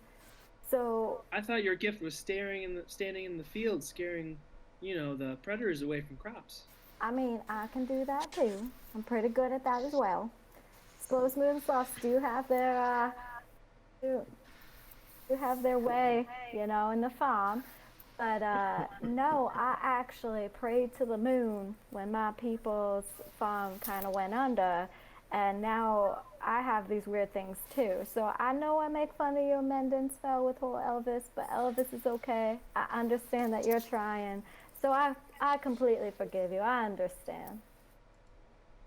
Well, I appreciate every word, but you realize your town went under because you prayed to the moon and did nothing to help out the crops itself. No, actually, I prayed to the moon after everything happened. I wasn't sitting there just praying to the moon. Just the goblins and the bugbears. Just seems like some follies to me, wasting time. But okay, to each their own. Maybe I should just take away my apology then. Where is Oren during all of this? Sleeping. We'll just sit out this watch, and I will. You know what? I need to do something. I'm very intrigued by this forest, and I just want to go around the perimeter, just staying very close to the fire, just looking for berries and foraging for more food for the morning. Is that safe right now? So I'm going to stay where Oren cleared out and just pretty much brush my hands around the bushes, the Brussels, to find some berries. I'll do my druid cantrip so I can put out a candle out of thin air. Or actually, instantly. I'll do my torch. That's what I'll do. I'll do my torch, and so that we can see a little bit more from within the fire. To be clear, because I know I haven't been clear before, I'm staying inside the perimeter of the camp. Can you see with the fire? Okay, Dylan, I got you. I'm not gonna erupt you with the flames. I promise. Or the dog. Yes. Counter spell. I'm saying I'll take my torch and I'll follow you, even though you clearly probably don't want to be followed. I'm gonna follow you anyways in a slow manner, looking for berries. Okay. Dylan, make a survival check at advantage. Survival. Check at advantage. Oh, I get to use my advantage for the first time. And 18. yeah. And a crit. All right, and you recover And shit. 11 wild raspberries. Yes. Mm. Just enough for a gnome. Raspberries? I have a couple too. I helped you out. Still feeling empathetic that I've wounded Elvis. I'm gonna share just a few of my berries. Now, I suppose, Zula. I know you keep on interrupting my story, but what's yours? Well, like I said, I've always been fascinated by fixing and mending things, and unfortunately caused an explosion trying to help my one of my fathers fixing his bank vault, and a terrible explosion happened, and he was gone, and I was taken away in handcuffs. I since then escaped, just trying to find him again and get the understanding of what happened in the end of that story. But at the guild house, I met Hope, and he seemed to be very interested with all my explosions. So we travel town to town, and some towns like us, some towns we drive away for his grace and my ineptitude to fix things every now and then. With your father, it sounds like he used you. I don't think he used me. He wanted me to fix things. You were saying that you have something inside you, right? It's just an energy. Correct? Yes, an energy. Well, maybe you're more about blowing up things than fixing things, and maybe your father knew that. I am a master crafter, and I will fix anything you give me. Okay, well, Tinkerer, I'm just saying that's maybe something you should think about, because I know me, I'm personally all about loyalty, and it doesn't sound like your father was loyal to you.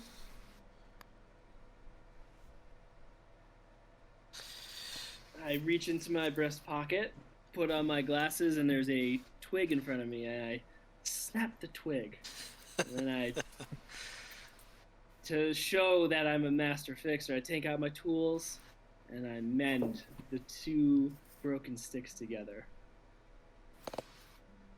Dave, you want to roll my d20? Oh my gosh, Right if you by put the it on, dog. Actually, you put it on fix fire. on No. top of the dog. Odds If are you put even it on still. fire, I will die. Odds are always bad.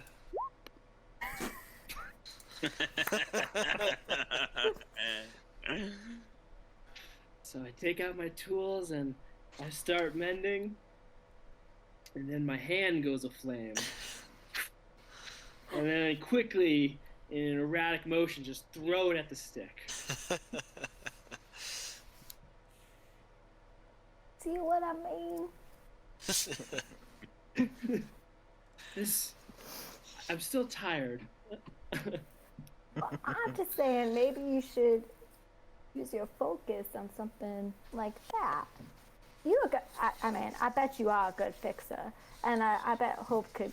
I mean, Hope has stuck with you, right? So. You know, in a rush, in a panic, in slight embarrassment, I'm going to put my head down to my bag and not just pretend to sleep. And at that time, the sun begins to rise over these rolling hills. You spend these extra 2 hours breaking down your camp, just mashing raspberries together, trying to make a simple jam. Everybody starts waking up and coming to their feet and trying to break down the campsite. And we made it successfully through the night. Got to know a little bit more about each other. What are we doing next? Oren takes the first watch as always. He wakes up before all of you do. And he just, basically, like, Oren is just patrolling the perimeter. Just all he's doing. All right. What's everybody else doing? Well, I believe that Oren comes and wakes me up because while I was supposed to be taking watch, I fell asleep at the fire. Put a tender hand on your sloth's shoulder. I would. Oh my goodness gracious, you scared me. Oh, It's colder so than sorry. usual. Yeah, so, Owen, I know that you might not want to talk about this because we talked about the gods and the harvest, but do you know what's going on with those old hands? All I know is that there is something in these woods does not belong here. It is either it or us.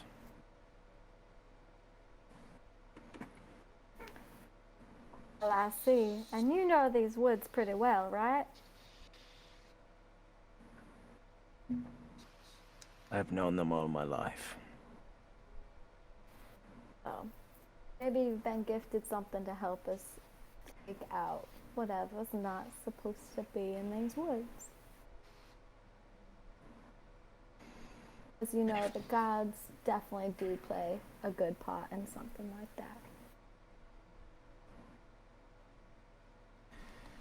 Whatever presence has been haunting Fairwillow is not a presence of the gods. I take my axe and I storm off into the woods. Awesome. What's everybody else doing? I know Hope is just, he hasn't woken, said hello to anybody, but he is in, if he had a sleeping roll in the tent, he's taking his whetstone from the smithing pack and sharpening last word and echo. Alright. I would gather the scraps from the meal, maybe pick some of the frog leg meat off of the kebab picks and feed the dog. Now, And yell over to well, not yell, but raise my voice so the rest of the party could hear to Bliss and be like, maybe we should check out the light we saw shimmering on the pond last night. Maybe there is a bit of luck that way. Oh, for the next 8 hours? Was that real? I thought I was seeing things. It was most definitely real, my friend. I guess luck is on our side today.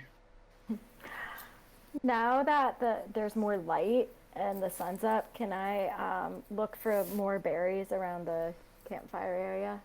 Sure. Go ahead and make a survival check.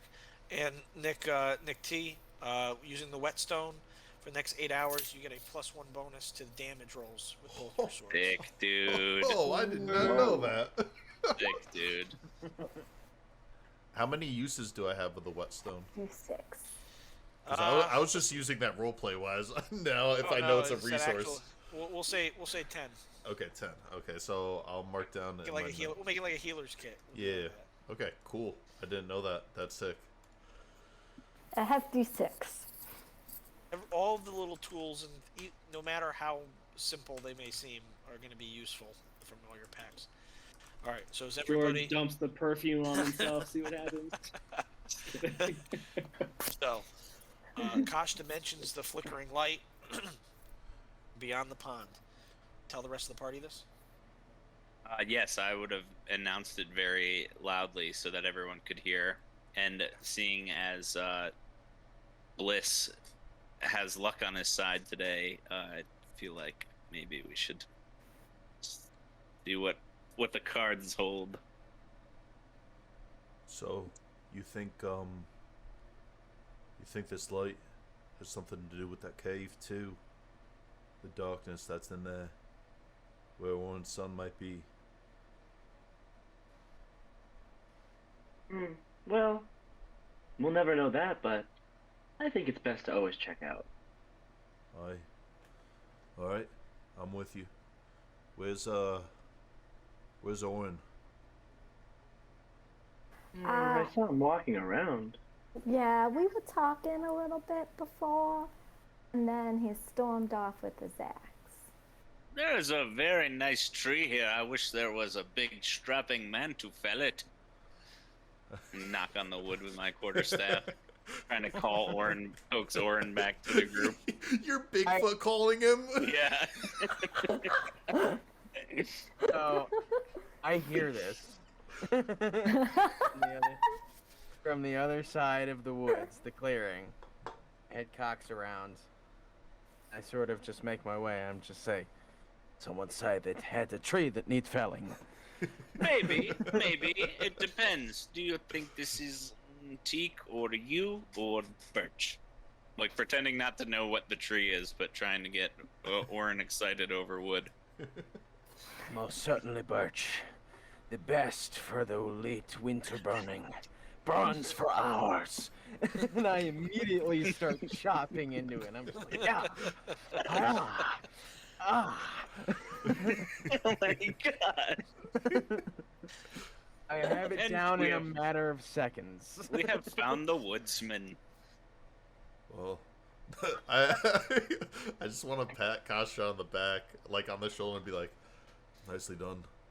Does anybody need a torch to replenish your stores from last night? And I would pick up a piece of the wood that you just felled. Literally, like, I need cutting one. it. Like, I'm cutting off slabs just like McDonald's has hamburgers, bro. Just like, really, just like cutting, like, just like, whatever you need out of that wood, I can cut it out of it. I'll take one too. Okay. I I don't think we have any food besides the berries, but Are we all packed up? Ready to I'm move? ready. Oh, Did I'm anyone ready. drink, Zula and I ate all the berries. did anyone drink some water? I like some water. Yeah, I had some Take- frog legs and water in the morning. I literally snatched that out of your hand and I just like pass it back to you. You do like the pool party when you. Yeah, right. So, if you haven't already, you guys benefited from a long rest. So all your spell slots, your abilities, Reminds me. and your health is back. So Thank you for reminding me, Ash. You're welcome. All Then right. I go over to Kasha, and I go, "How was Elvis last night?" This stuff. It was warmer than a maiden's caress. And a little bit more furry, too. So I guess he was a good companion to sleep with. The greatest is a wonderful hound dog. He really is. And I go, can I take him back right now, or did you want to hold on to him for a Of while? course. Okay, Or I'm gonna not. grab. Give him a little pat. All right. Sure. Well, who's It's keeping about eyes time out? we get moving on. So let's all head on this way, and I'm gonna take the lead on this and head towards the shimmering light that we saw just past the lake. all right. I'll be behind them. Be I will right back. follow. I will also follow close behind Bliss with caution, because I know that none of us are supposed to be this far past the structures. I'll follow by past Oren, the big guy. It's nice to have some coverage. I'll be Alright. right behind. I'll you, be Kasha. complaining the whole time, like, why are we going there? We're supposed to be going back to the guild house. I'll be right behind with Kasha next to me and Elvis between. Does the So- gnome ever stop talking? No, he doesn't. So you guys come to a familiar, well, It's very familiar- rude too. familiar lake, a lake, the bank of a lake, where Bog. Yorig and Kashta we're battling this giant frog, and you see a broken bridge. On the other side of the lake, you can see another patch of land where that leads to a gravel path. Now that there's light, you can see that there's some sort of dirt and gravel path that leads on the other side of this pond.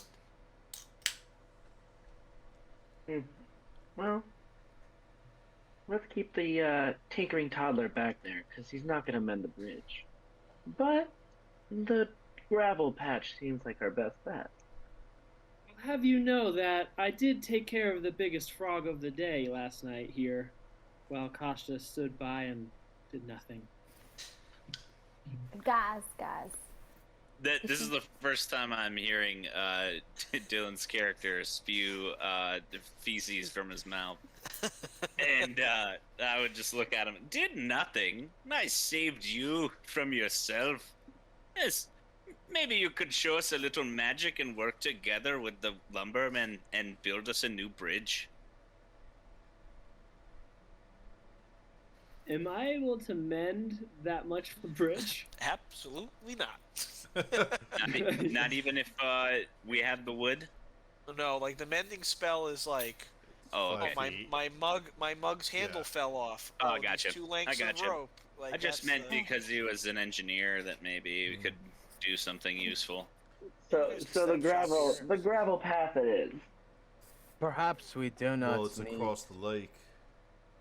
Perhaps we do not need to mend the bridge. We only need to mend it so that it floats. I suppose we can cut up a bit of this log over here, long ways over to the south. There's a bit of a log that we can cut up and make into a rudder and walling so that we do not drown. And we float our way over to the other side. I've done it before as a lad, fishing. Very waters. Speaking of fishing, does anyone have a rod and reel? That would be me. I So, did if have a I'm pole. going to cut you off. If you're going the route where you want to manufacture a boat out of this bridge, it's going to be 4 hours. I'll have you make a check, then another check after 4 hours. If you have smith's tools or woodworker's tools, and that's if you want to spend the 4 hours crafting How long this is bridge. it to walk around? To walk across, Say- it's about 100 feet across. Let me see. It's 115 feet, 120 feet across. I want to go in there. It's just like it's a pretty stagnant swamp. Like it's not like rushing water, right? Oh, Yeah, okay, it's, so if anything, it's a glorified pond. Okay. Oh, well, here's the thing: we were near a glorified pond, and we'd been attacked by frog people. So I don't know what the heck is Also- lurking in this. Yeah, also rough terrain, like it could be quicksandyish, yeah. swampish is Well, not if somewhere I you would guys like to be stuck. decide to make a boat, I will spend those 4 hours fishing. I was gonna say I That's a can good help you idea. with fish. It's I'll also aid a with good the boat. idea. I have the smith's tools and the woodcrafter's tools. That'll cut down the time of construction to 2 hours. I would also help with the building of the boat. Are you proficient in Jorg smith's, would like smith's to tools make or a- woodworker's tools? No, but I could gather material. Okay. Noble and honorable, but it will not help the check. That's fine. Jorg will like to produce a geared rudder, or not rudder, a motor that is hand powered. Holy shit! All right, hold on a for the second. boat. Does anybody have like grappling rope or anything like that? Hemp Anything? rope. This is Yeah, deep rope. hemp rope. So if anyone has a weighted object and hemp rope, we can throw it across. You can build like a rotor that like just like propels us across on this rope, so that we don't get swept away by. But the rope would have to be attached to something. This is stagnant. That's why he said grappling hook. Yeah, Yeah. it's just dead water. But that's too far for any of us to throw. I think the boat is good enough for what we need to do. I like Yeah. big ideas.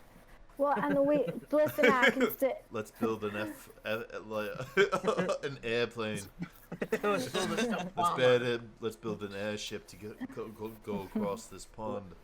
The stealth So, bomb the ship. I think York- all we need is a raft. York, Listen, go, action York, go ahead fish, and make so. go ahead and make a check with your workers or your smith's tools, whichever one you're proficient in. Whoever's making the check at advantage. Mike, go ahead and make a survival check, and add your proficiency bonus. Actually, how are we gonna do this? With a fishing rod. The fishing rod. Let me look up a. Give me 1 second, and I'll look up fishing rods. Nick, I want to make a check with the Oh, tool. Palmer. ba-da-ba-da-ba. I have a request at some point All right. in now or the end of this next episodes. I want you to yell about your sweet roll. So okay. Whoa. So the fishing rod offers nothing extra. Just go ahead and make a survival check. Oh, everyone's little object does something, even if it's so little. Fishing rod does nothing. What would the attribute that I'm using with the Smith's tool in this case? Smith's tools. We're gonna use. We'll use it. We'll do intelligence. Okay. Would that be the same for Yurig? Yeah, intelligence. Oh, sorry, I'm doing with advantage, but that is a 12. Okay. And Nick, if you don't mind rolling for the fishing. Okay.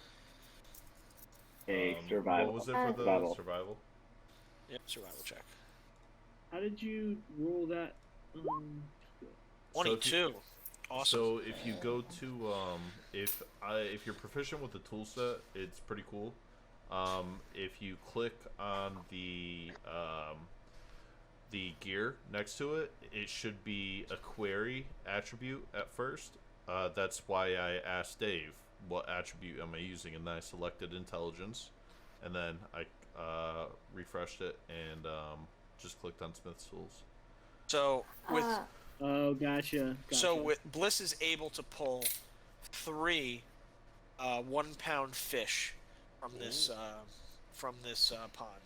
Sheesh, eating good tonight. Frogs, legs, I was gonna and say, fish. question. 30 pounds. I don't have a fishing pole. I thought I did. Can I go look at the bushes that are kind of around the area to gather more food as well?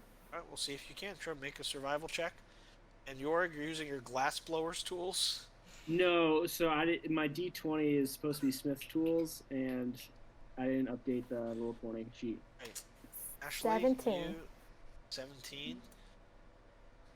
8 wild raspberries. Dang, dude.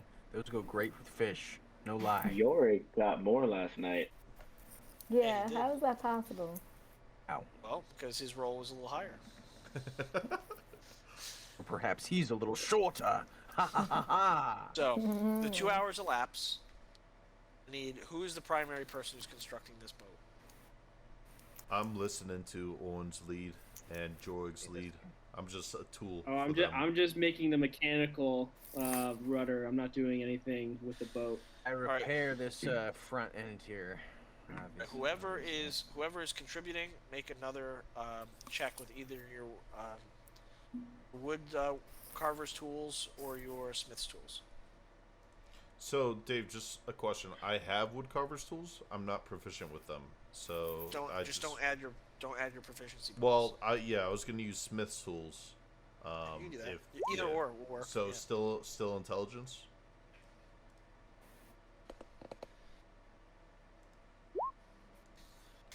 $16. So,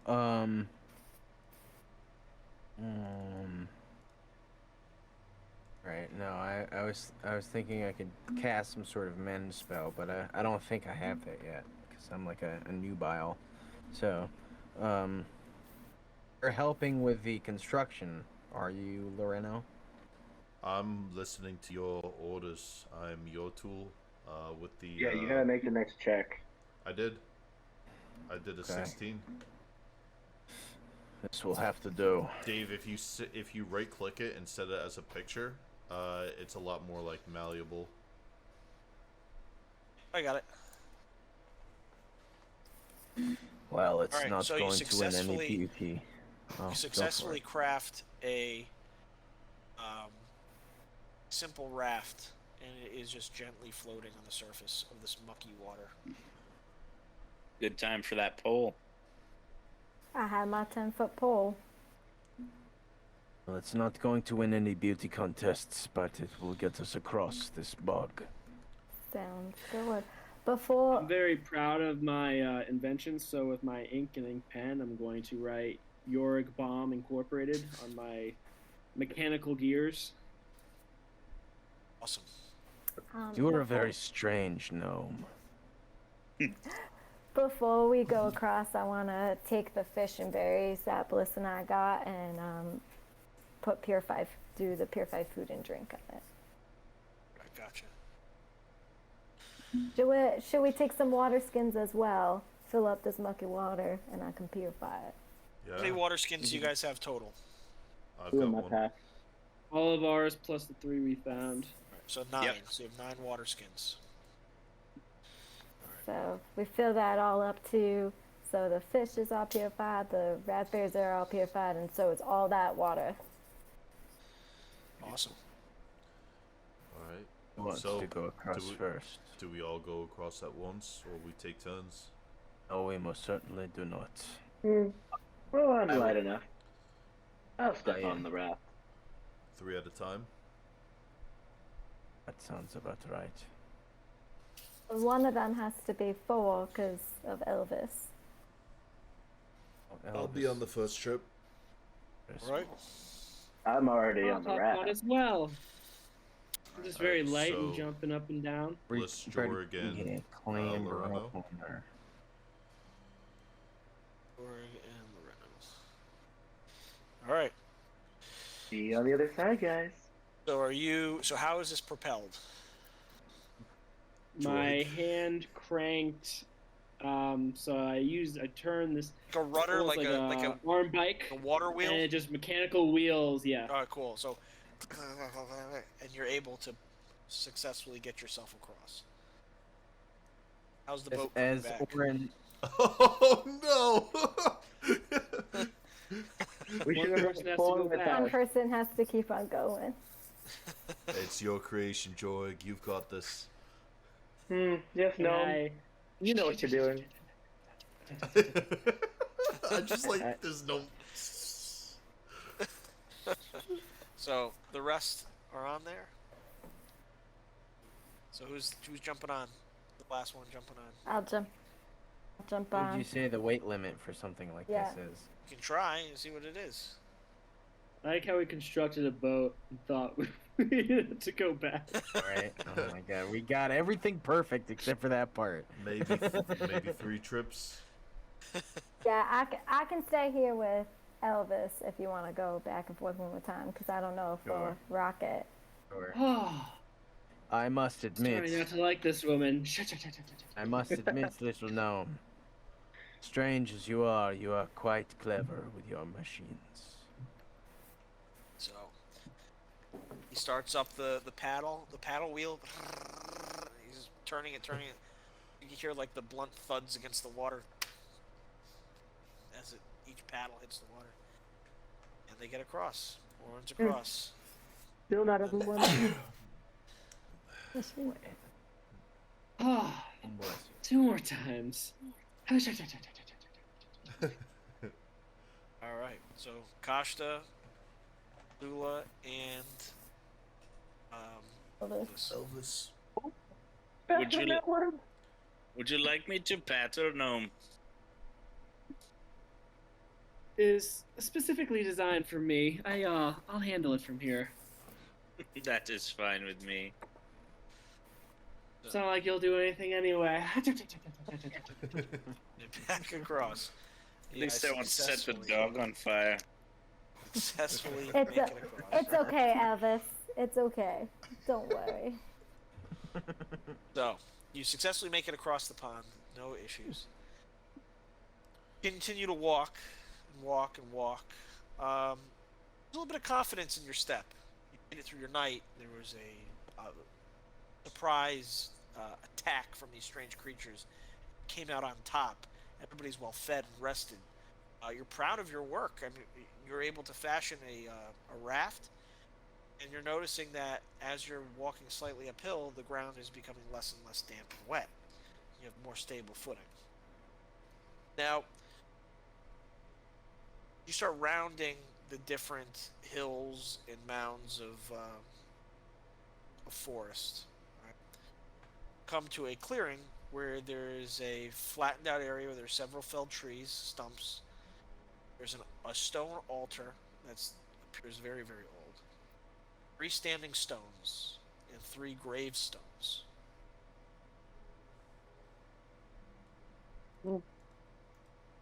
A puzzle. I go. I just want to pick up a rock on the ground and throw it at the altar. Pick up the rock, Well- and it hits the altar. You hear the sound, the click of a stone hitting another stone. And I go to Oren and I go, I know you know these types of woods. Have you ever seen this before? Where are our characters? Yeah, could Yeah, I where do you place- want guys- us to put them out? Wherever you guys want. Wherever you guys want. I can't. I would like to investigate the perimeter of the stones looking for identification markings or sign of travel. That one doesn't. Can't. Yeah, make I a- can't. Can't grab your character? Yeah, I'm sorry. I can't grab my 1 second. Let me doobie. you pull out Zula either. No, I can't. I can't either. All right, hold on 1 second. I will fix all that for you guys. Another symptom of There's- over awesome. There's a dead frog over here. Who was the last one? Right? Oh my god, dude. Real. Zula. Okay, cool. Hey, So could every- you 1, 2, delete 3, the other 4, ones 5. though? So there's not. How are there? So you were able to control them. All right. No, I'm not. No. I'm still not able to like move her though. Okay, I got you. I'll switch it up. I gotta fix that after a session. So I know Hope There's a would dead be, frog over here. Yeah, Hope would be making a perimeter, making sure that the scene is safe. gotcha. So Kashta, go ahead and make an investigation check. And as for Zula Fern's question, I wouldn't know how to answer because I have never seen these before, so I'd be stunned in silence. Wouldn't know. I can just Gosh. sense. Yeah. For Kashta, you notice that there's a carving of a stone book on the altar. You can see a large body out to the right corner, the northwest corner. Appears to be something similar to what you fought before. Besides that, you just see 3 graves, 3 standing stones, and an altar. I start to grip the. I fetch around inside of my scarf and I get out a little wooden talisman. I start rubbing and I say, "Helm, please save us from this unholy place." I'm just like scared, pretty much scared out of my wits of a place like this.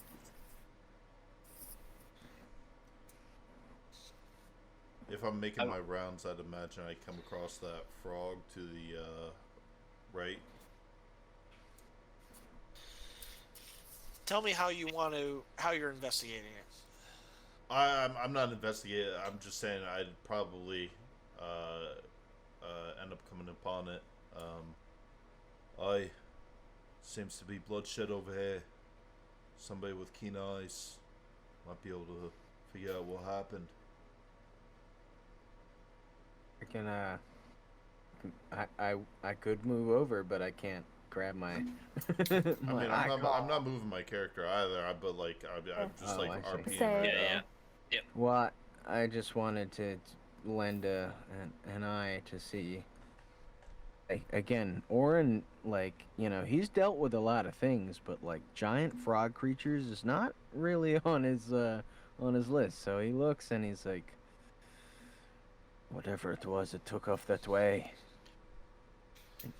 Which doctor? Oren, what you do notice amongst the blood and entrails of this giant frog, a very familiar axe. It was the axe that you gifted your son prior to him joining the guard. Oh. I reach over without speaking and I grab the axe. I look up. I start screaming, Eric! Eric! Eric! I Your whip out my voice short echoes.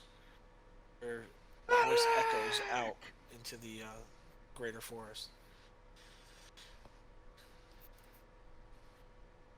This is my son's then- axe. This is the one I gifted him before he went off to the guard. This is a good sign, but keep your emotions under control. You do not want to alert every predator in the forest of an exact location. I walk over with Elvis and I go, do you think that Elvis maybe could sniff this and maybe track it? And knowing that this is obviously common amongst the guards, I immediately hold the axe out to Elvis. Sniffs it. Elvis takes a sniff. He begins sniffing along the blood trail, and he's trying to find some sort of purchase of a similar scent that he can adhere onto.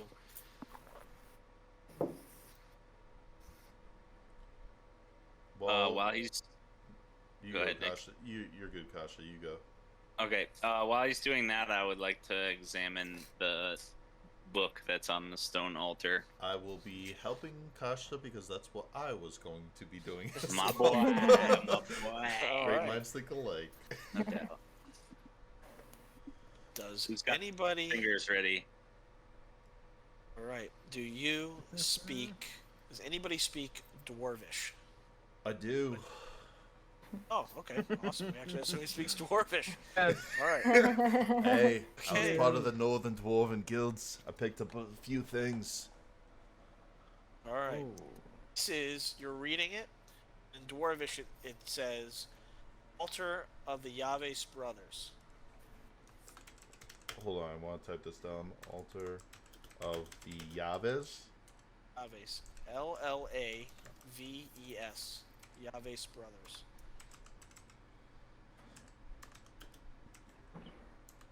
That's it.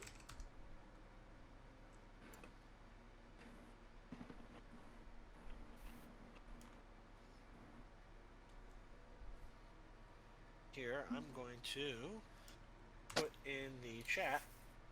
I'll put it in your, hold on one second. Ooh. I love it. Me too. See if I can edit this.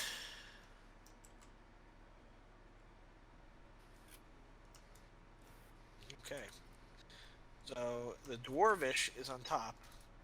You have to scroll down for the. And I'm assuming you read this to everybody. I'd read it first and then parse out the information. So, here you go. Check your journal. All right.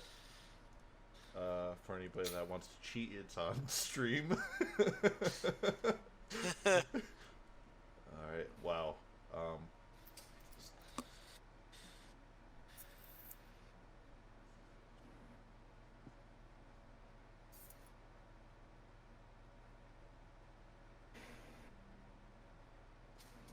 Well, I haven't a clue what it means. Maybe somebody a little bit wiser than me can figure this out. It's in Dwarvish. Jorg, Kashta, maybe Zula. Might want to come in and check this. Oren too. And hell, why don't you come over too, please? May these standing stones honor the fallen keys, the first brother, the second brother, and the third brother. Fashion your arms from the holiest trees, concoct your potions from the holiest water, and let your past sins and fear remain at rest.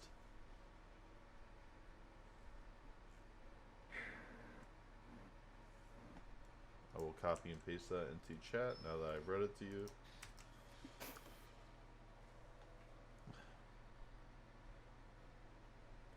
Okay. What are these? 3 sorts of tests? Standing something? stones, honor fallen keys. Are you saying this in And- character? I'm just saying it out loud. Oh, okay. Standing stones, fallen Use the keys. fallen keys. 1, 2, 3. The first brother, second brother, third brother. Yeah, use the fallen keys though. These guys. I'm not quite sure. Are you talking about the gravestones? So These guys right here. with those, the arrows. you look at those are standing stones that are approximately 12 feet tall. This guy right here. That is one of the standing. Oh, it's standing. Okay, that's a standing stone. And I'm assuming these are the graves. Yes. Are there actual keys, or are they saying that the keys to something? Because think of it, one's earth, one's water, and then one's sins and fear. So I don't know what that would be, but Seems like the gods have a bigger plan for all of us. It says, fashion your arms from the holiest of trees. Cannot be coincidence. The lumberer is asked to fashion arms from the holiest of trees. It cannot be Fell these coincidence. trees, Oren. Cannot be coincidence that you are asked to concoct potions from the holiest of water. After you had just spent all of that time casting magic at the water's edge, half-skulled witch doctor. And for the past sins and fear, I don't know. It might pertain to one of all of you. I know that Loreno has a glow you don't about know. him. Well, hold it. You know me as Hope. Oh, I know that Hope has something about him that might be of unrest in his past. Well, enough about me. I want to know, Lumberer, the holiest tree. Are there any holy trees that you ever heard of? Any godly trees out there? I have a Or quick is a question tree for just a the. tree? I have the quick question for the viewers. ¿Cómo se dice llaves en inglés? No sé. I'm sorry. Continue. Dios mío. I know only that the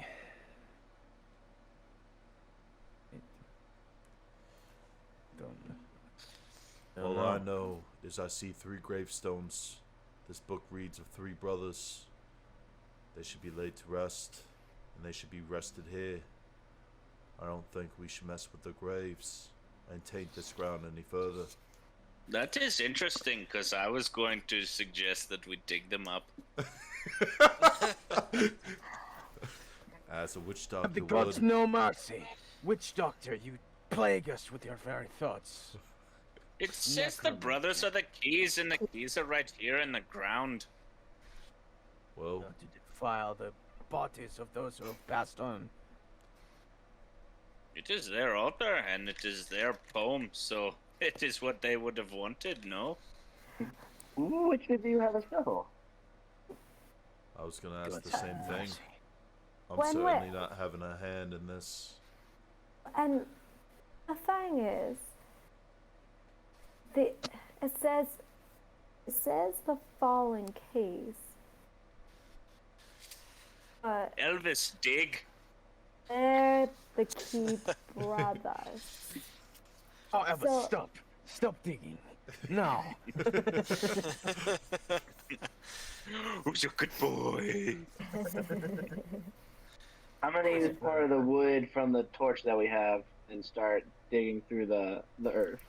All right. So there's 3. Okay. So there's 3 gravestones. Starting in the middle. Everyone knows the middle's the best choice. All right, the middle is the best choice. Gotcha. I'll pick So, left. Would you care to read the gravestones? Oh, yes, please. Yeah. In Dwarvish, Oh, they so. say in Dwarvish, the first one says, Primero llaves. Second one says segundo llaves. And the third one is, I have the name for it right here. Hold on. That Spanish totally word escapes dwarvish. me. Anyone know Spanish? Yes. It's, Chiquito. I don't know what. The last one Spanish is dwarvish. so the first one is primero llaves. The next one is segundo llaves. The last one is tercera llaves.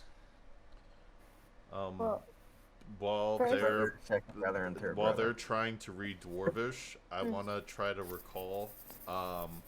Given my crafting background, it says fashion your arms from the holiest trees. I'd imagine the dwarves taught me a little bit about the different trees that might bear a haft or something. Do I know anything about a holy tree that might be used? Make a choice between a history or a nature check. That's Religion. history. One of the three. It could be any of the three. History it is, because that's the only other thing I'm proficient in. What? If you crit, it's gonna be like, yeah, this tree has a hole in it. This Nope. tree doesn't. That's a negative.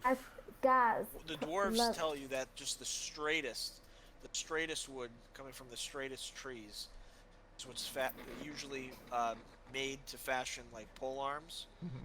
And there aren't many other weapons that use. There's only a few weapons that are fashioned with the wood end, like pikes and spears and things like that, All right. that are actually used as the cutting edge. And those particular weapons escape you. You just Yep.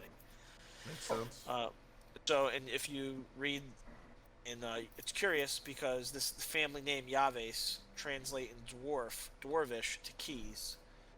As you read the names, it says first key, second key, and third key.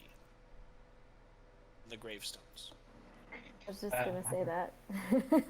I was just gonna say that the As I'm brothers' names are key. So that's their last name. Trying to convince the party to dig up these graves, I'm gonna quote the last line of the altar of the Aves brothers and say, "It says, 'Let your past sins and fears remain at rest.' So let's sin and leave our fear in these graves, dig them up, and see if we can't solve the puzzle."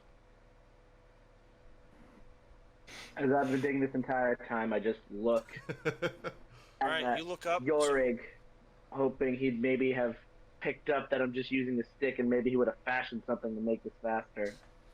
So it's a shallow grave that you just cool. dug, and it's a hastily fashioned pine box. It's older. It's definitely to the point where the choose to open the casket, the coffin. Nobody. Mike, Yeah, opened up. open it up.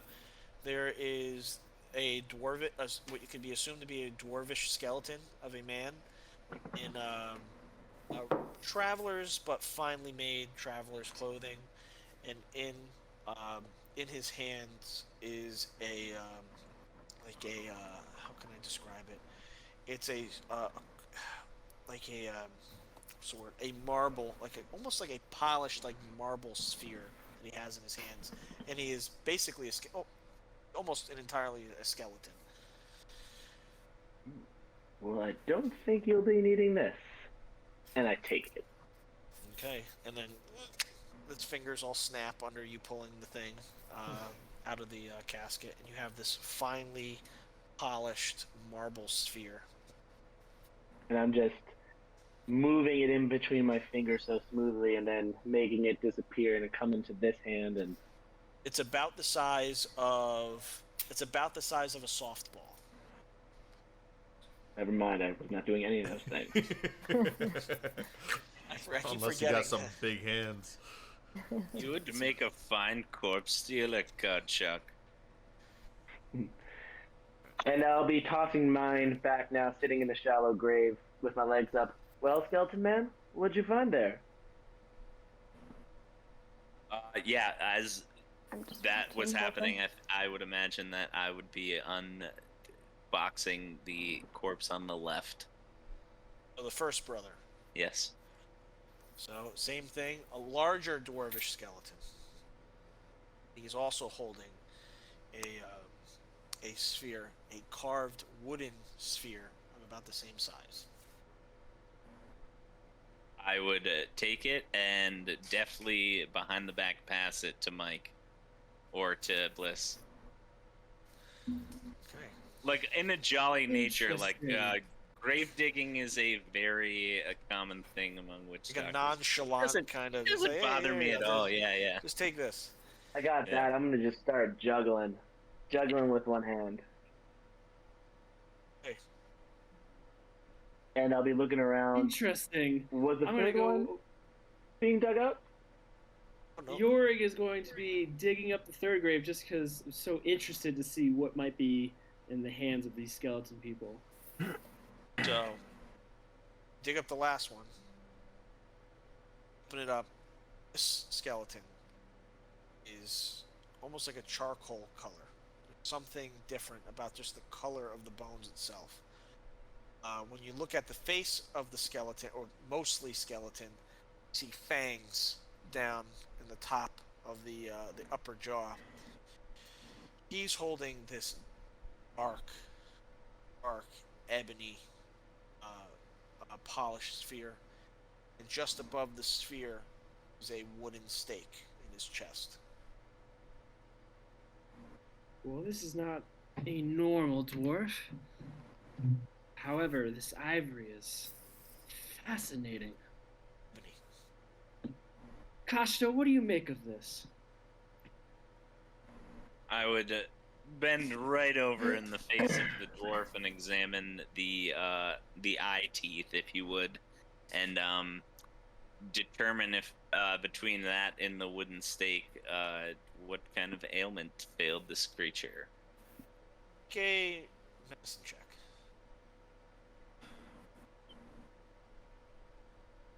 Nat 20. It appears that the wooden stake, That'll do. the wooden stake that has been driven into the chest cavity of this third brother is currently impaling a heart that has yet to decompose. I would take the stake and the heart out of the brother, like the whole thing entirely, with the stake still impaled through the heart. All right, so picture the rib cage is still there. Went through the ribs, right? It's Gotcha, gonna be hard gotcha. to pull the. I mean, What if I try to, like, go under the rib cage and pull it through? try. Give it a shot. Okay, sleight of hand check. Sleight of hand. Would that? Oh, sleight of hand. D&D at its finest, right here. 19, baby. As you pull the stake out, the heart underneath, you're holding the stake in one hand. Who's holding the ball? I got two of them. Dylan's got that ball.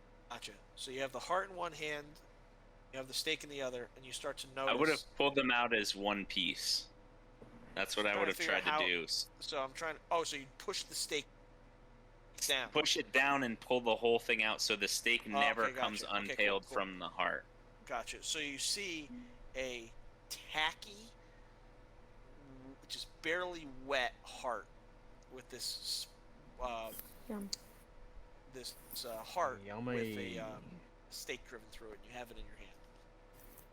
Okay, so obviously this is a creature of vampiric nature, I would assume, that I can determine from my medicine check.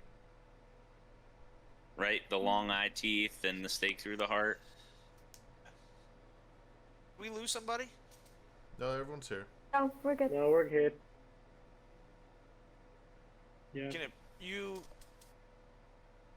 notice, you can tell based on evidence of how this creature appears to be killed that the heart has, for some otherworldly reason, to decompose, and the features of the face, that this is most likely something that's vampiric in nature. Oh man, this is through my background, being possessed by a necromancer goddess, does any of the still non-decomposed heart give me any information or any like light bulbs or? Make a religion check. Okay, I'll do that also. Gosh, Pulling darn out it. all the Wow. stuff. Damn. Dude. You got that juice right now. So rephrase your question for me. Hmm. I am possessed by a necromancer goddess named Chella. Would she speak to me on what this heart is? What? There's a faint whisper in your ear. It's almost like behind your ears, if someone was standing behind you. And Chella tells you that vampiric beings are... They are...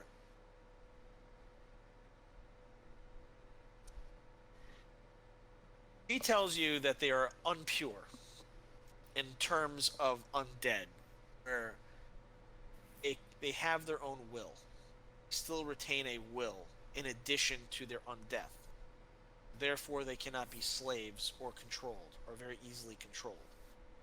She's telling you that these sorts of beings aren't the types of... These creatures aren't the types of creatures that she has particular dealings with. And if you were to run into them, a live one, you'd slay it.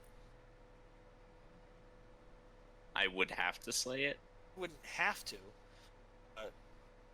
Necromancer, her back... She goes on to paraphrase, she begins to explain that the purpose of... Mostly of a necromancer, especially her, is to raise legions of faithful and undyingly faithful followers and slaves, and there are some undead that still retain some form of a will, and vampires are one of them. So they are almost in direct competition, or they're almost immune to her effects. Right. She sees them. She Okay, describes so them as being unpure. Right. Would I be able to determine if removing the stake would be foul to the party? Would it cause resurrection or? Have to try that. Oh, okay. Well, before I do anything of that sort, Oren, would you be able to tell me what type of wood this is? And I would show him the stake going through the heart. I take a look at the stake and I say, I cannot speak to vampirism, but any good steak is made out of oak.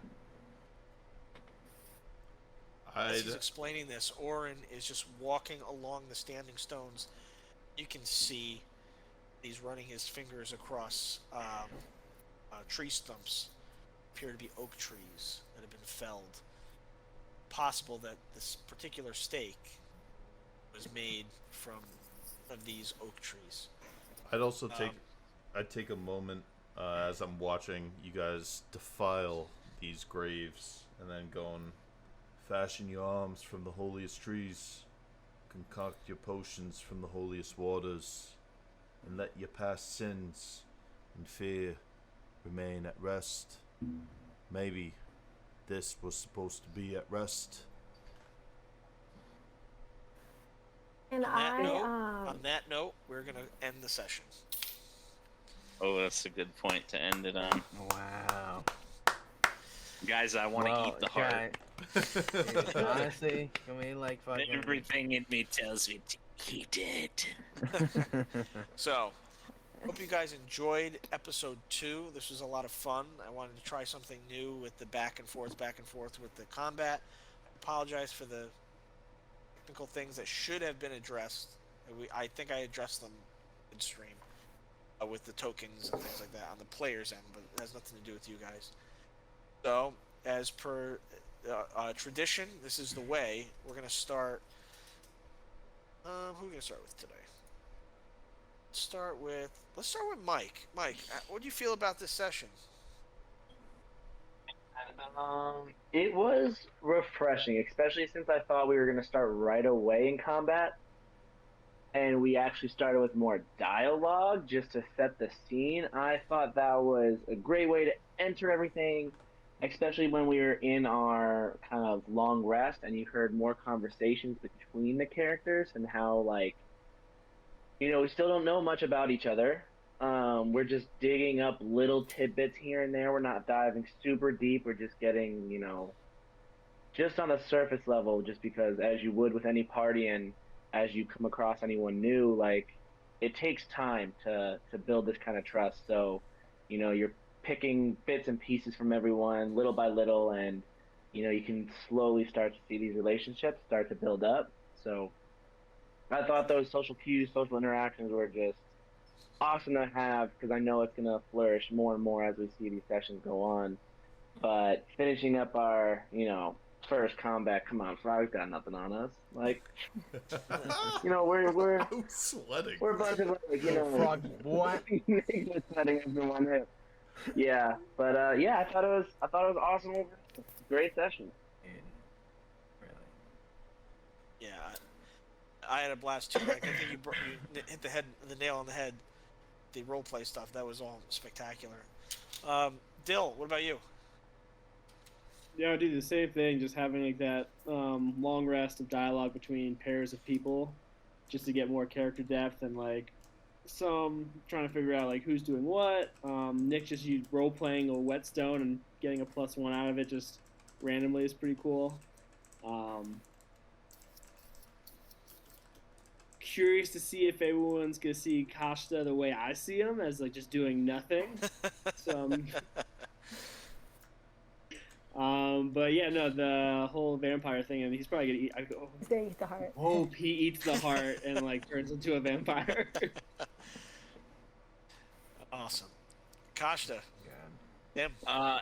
I think my favorite part was probably the split combat, and just even better than that, my rolls tonight were like Fire. Yeah, out of the park, which Mine is like sucked. Yeah, that was awesome. The roleplay aspect was really cool. I really do like that Dylan's character is just like, guys, come on, hey, this guy, what are we doing here? But the Dylan's guy also scorned the party when he scorned the dog, like, so it's like, I really like that conflict, and I really like where this is heading. I'm excited to see what happens with the potential vampiric blight in the woods. And as always, yeah, I probably will. That would be my character's thing to do if he determines it would be power gaining. I'm excited to see more of everyone's character. I did enjoy my interaction with Bliss with the Hobbit weed and getting absolutely tattooed in this card game. I'm just really excited to see where this goes. Ashley. I actually really enjoyed watching your face every time we rolled really well, and you were just like, because like it was like definitely things that you probably didn't want to say, or like with the frogs and the bullywogs and everything. Like every time we rolled really well, and like you knew it wasn't going your way, you were just like, and it was just so satisfying. Or I'll step up my game next time. Savage. Just to see you like all defeated. Also on top of that, yeah, I really enjoyed the combat. Just like Mike said, like it was nice how we kind of like went into it, not like just like, okay, you're in combat, but like how we were able to kind of like have a slight conversation before then, and it felt like really smooth. I did like also all the conversation between everyone. I liked Dylan, how he kept on just like completely shitting on Kashta like the whole time. Like every person, he was the big gossiper. He was like, listen, this guy. And so it was just like funny because we're all like, yeah, but you also like scored the dog. And then he tried to show me with the with the stick and still like caught it on fire. So I'm like, yes, and again, you're like awful at that. I really enjoyed that. Oren. Nick. Oren has displayed his powers for all to see. Bro, like, honestly, like, where do I begin? Like, everyone played so well to their characters. I thought that there was ample time for combat and everybody wiling out. I think honestly, our little gnome man is gonna be the comic relief of this whole thing, because like just the dynamic of him either like gloriously helping us out or gloriously failing miserably is just it's perfect. And honestly, I think that the way that these sessions are going, I think that it's nothing but complete synchronicity. It's complete like this one single thing that's happening at once. So I'm very excited to see what's going to go on. So And last but not least, the hater. Well, maybe hating on last time, but honestly, this session was chef's kiss. Coming from a player and a fellow DM perspective, the players like holy smokes, the role play, just like that is every DM's dream to sit back and just be like, you guys got this. Tell the story yourself, right? That is like something everybody dreams of, and I think we're all killing it and crushing it. I think the coolest thing is I'm looking forward, like I'm genuinely looking forward towards a lot of the character stories and where they're going, and I want to find out more, but I also want to just like breadcrumb that, and like, you know, I don't want to rush. It's like it's like a nice roast or something, like just, you know, it's going to come eventually, and it's gonna be so awesome when those stories get fleshed out. And as a DM, like, dude, when you were just rolling crappy, like you rolled with it, and you were like, dude, yeah, like hell yeah, like you do this, hell yeah, you do this, and like I think like with how you handled us, like with that encounter, I thought it was a really nice level 1 encounter. And now with this, like you're putting moral quandaries in here now, like. You have people who are God-loving and God-fearing, just like watching people rip apart graves. You have people that want, like, you know, respect the sanctity of life, and people are just like, nope, I'm gonna juggle with these orcs, bro. Oren was not liking that. No. He's digging up all your damn graves. That's why we were like Yeah. in the background. There's like just still so much inner conflict, and I think it's a beautiful story, and I'm excited to see where you lead us. I agree. My favorite part of the whole session, too, was the first one was definitely the combat. That was fun going back and forth. And the second one was just in your face when I said that the last coffin had fangs and like a stake in its chest. Like you were just like, oh god, I'm excited. There's just like this look of just like excitement on your face. Let me if tell you you guys don't something. have Can I anything tell you else, something? oh, sure. No, let me tell you something. I hate vampires. Okay? Love vampires. I hate vampires. All right, I will smoke them. I will smoke them from the earth. The best though was like when Tim rolled all those beautiful rolls, and Dave's just like, fuck, this is like a nat 20, so I have to give you all this information, but how do I like not give you all this information? It was just like, to see the struggle on Dave's face was amazing. I was just like, this is. I mean, I could always just round up some more bullywugs. I mean, it's just Vampiric bullywugs. Vampiric bullywugs. So now you're giving me. Oh no, guys, stop. They'll just flee from us again. Okay. I'm excited. I can't wait for next session already. Really.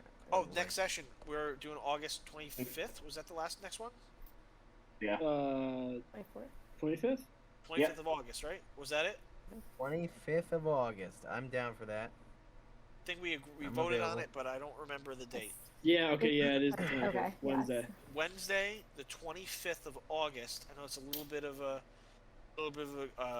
jump, but you know, summer's rolling to an end. We're gonna try to push for 2 sessions a month, like we said in the beginning. It's either gonna be at the start, one at the end, one at the beginning, whatever. But we'll try to get two sessions per month. It's worth the wait. We're gonna have plenty of content, clips, highlights, stuff like that coming to our YouTube channel. So please check us out on YouTube. Continue to follow. Thank you so much for viewing tonight. I hope you all had a lot of fun. We did, and we will see you all on the 25th.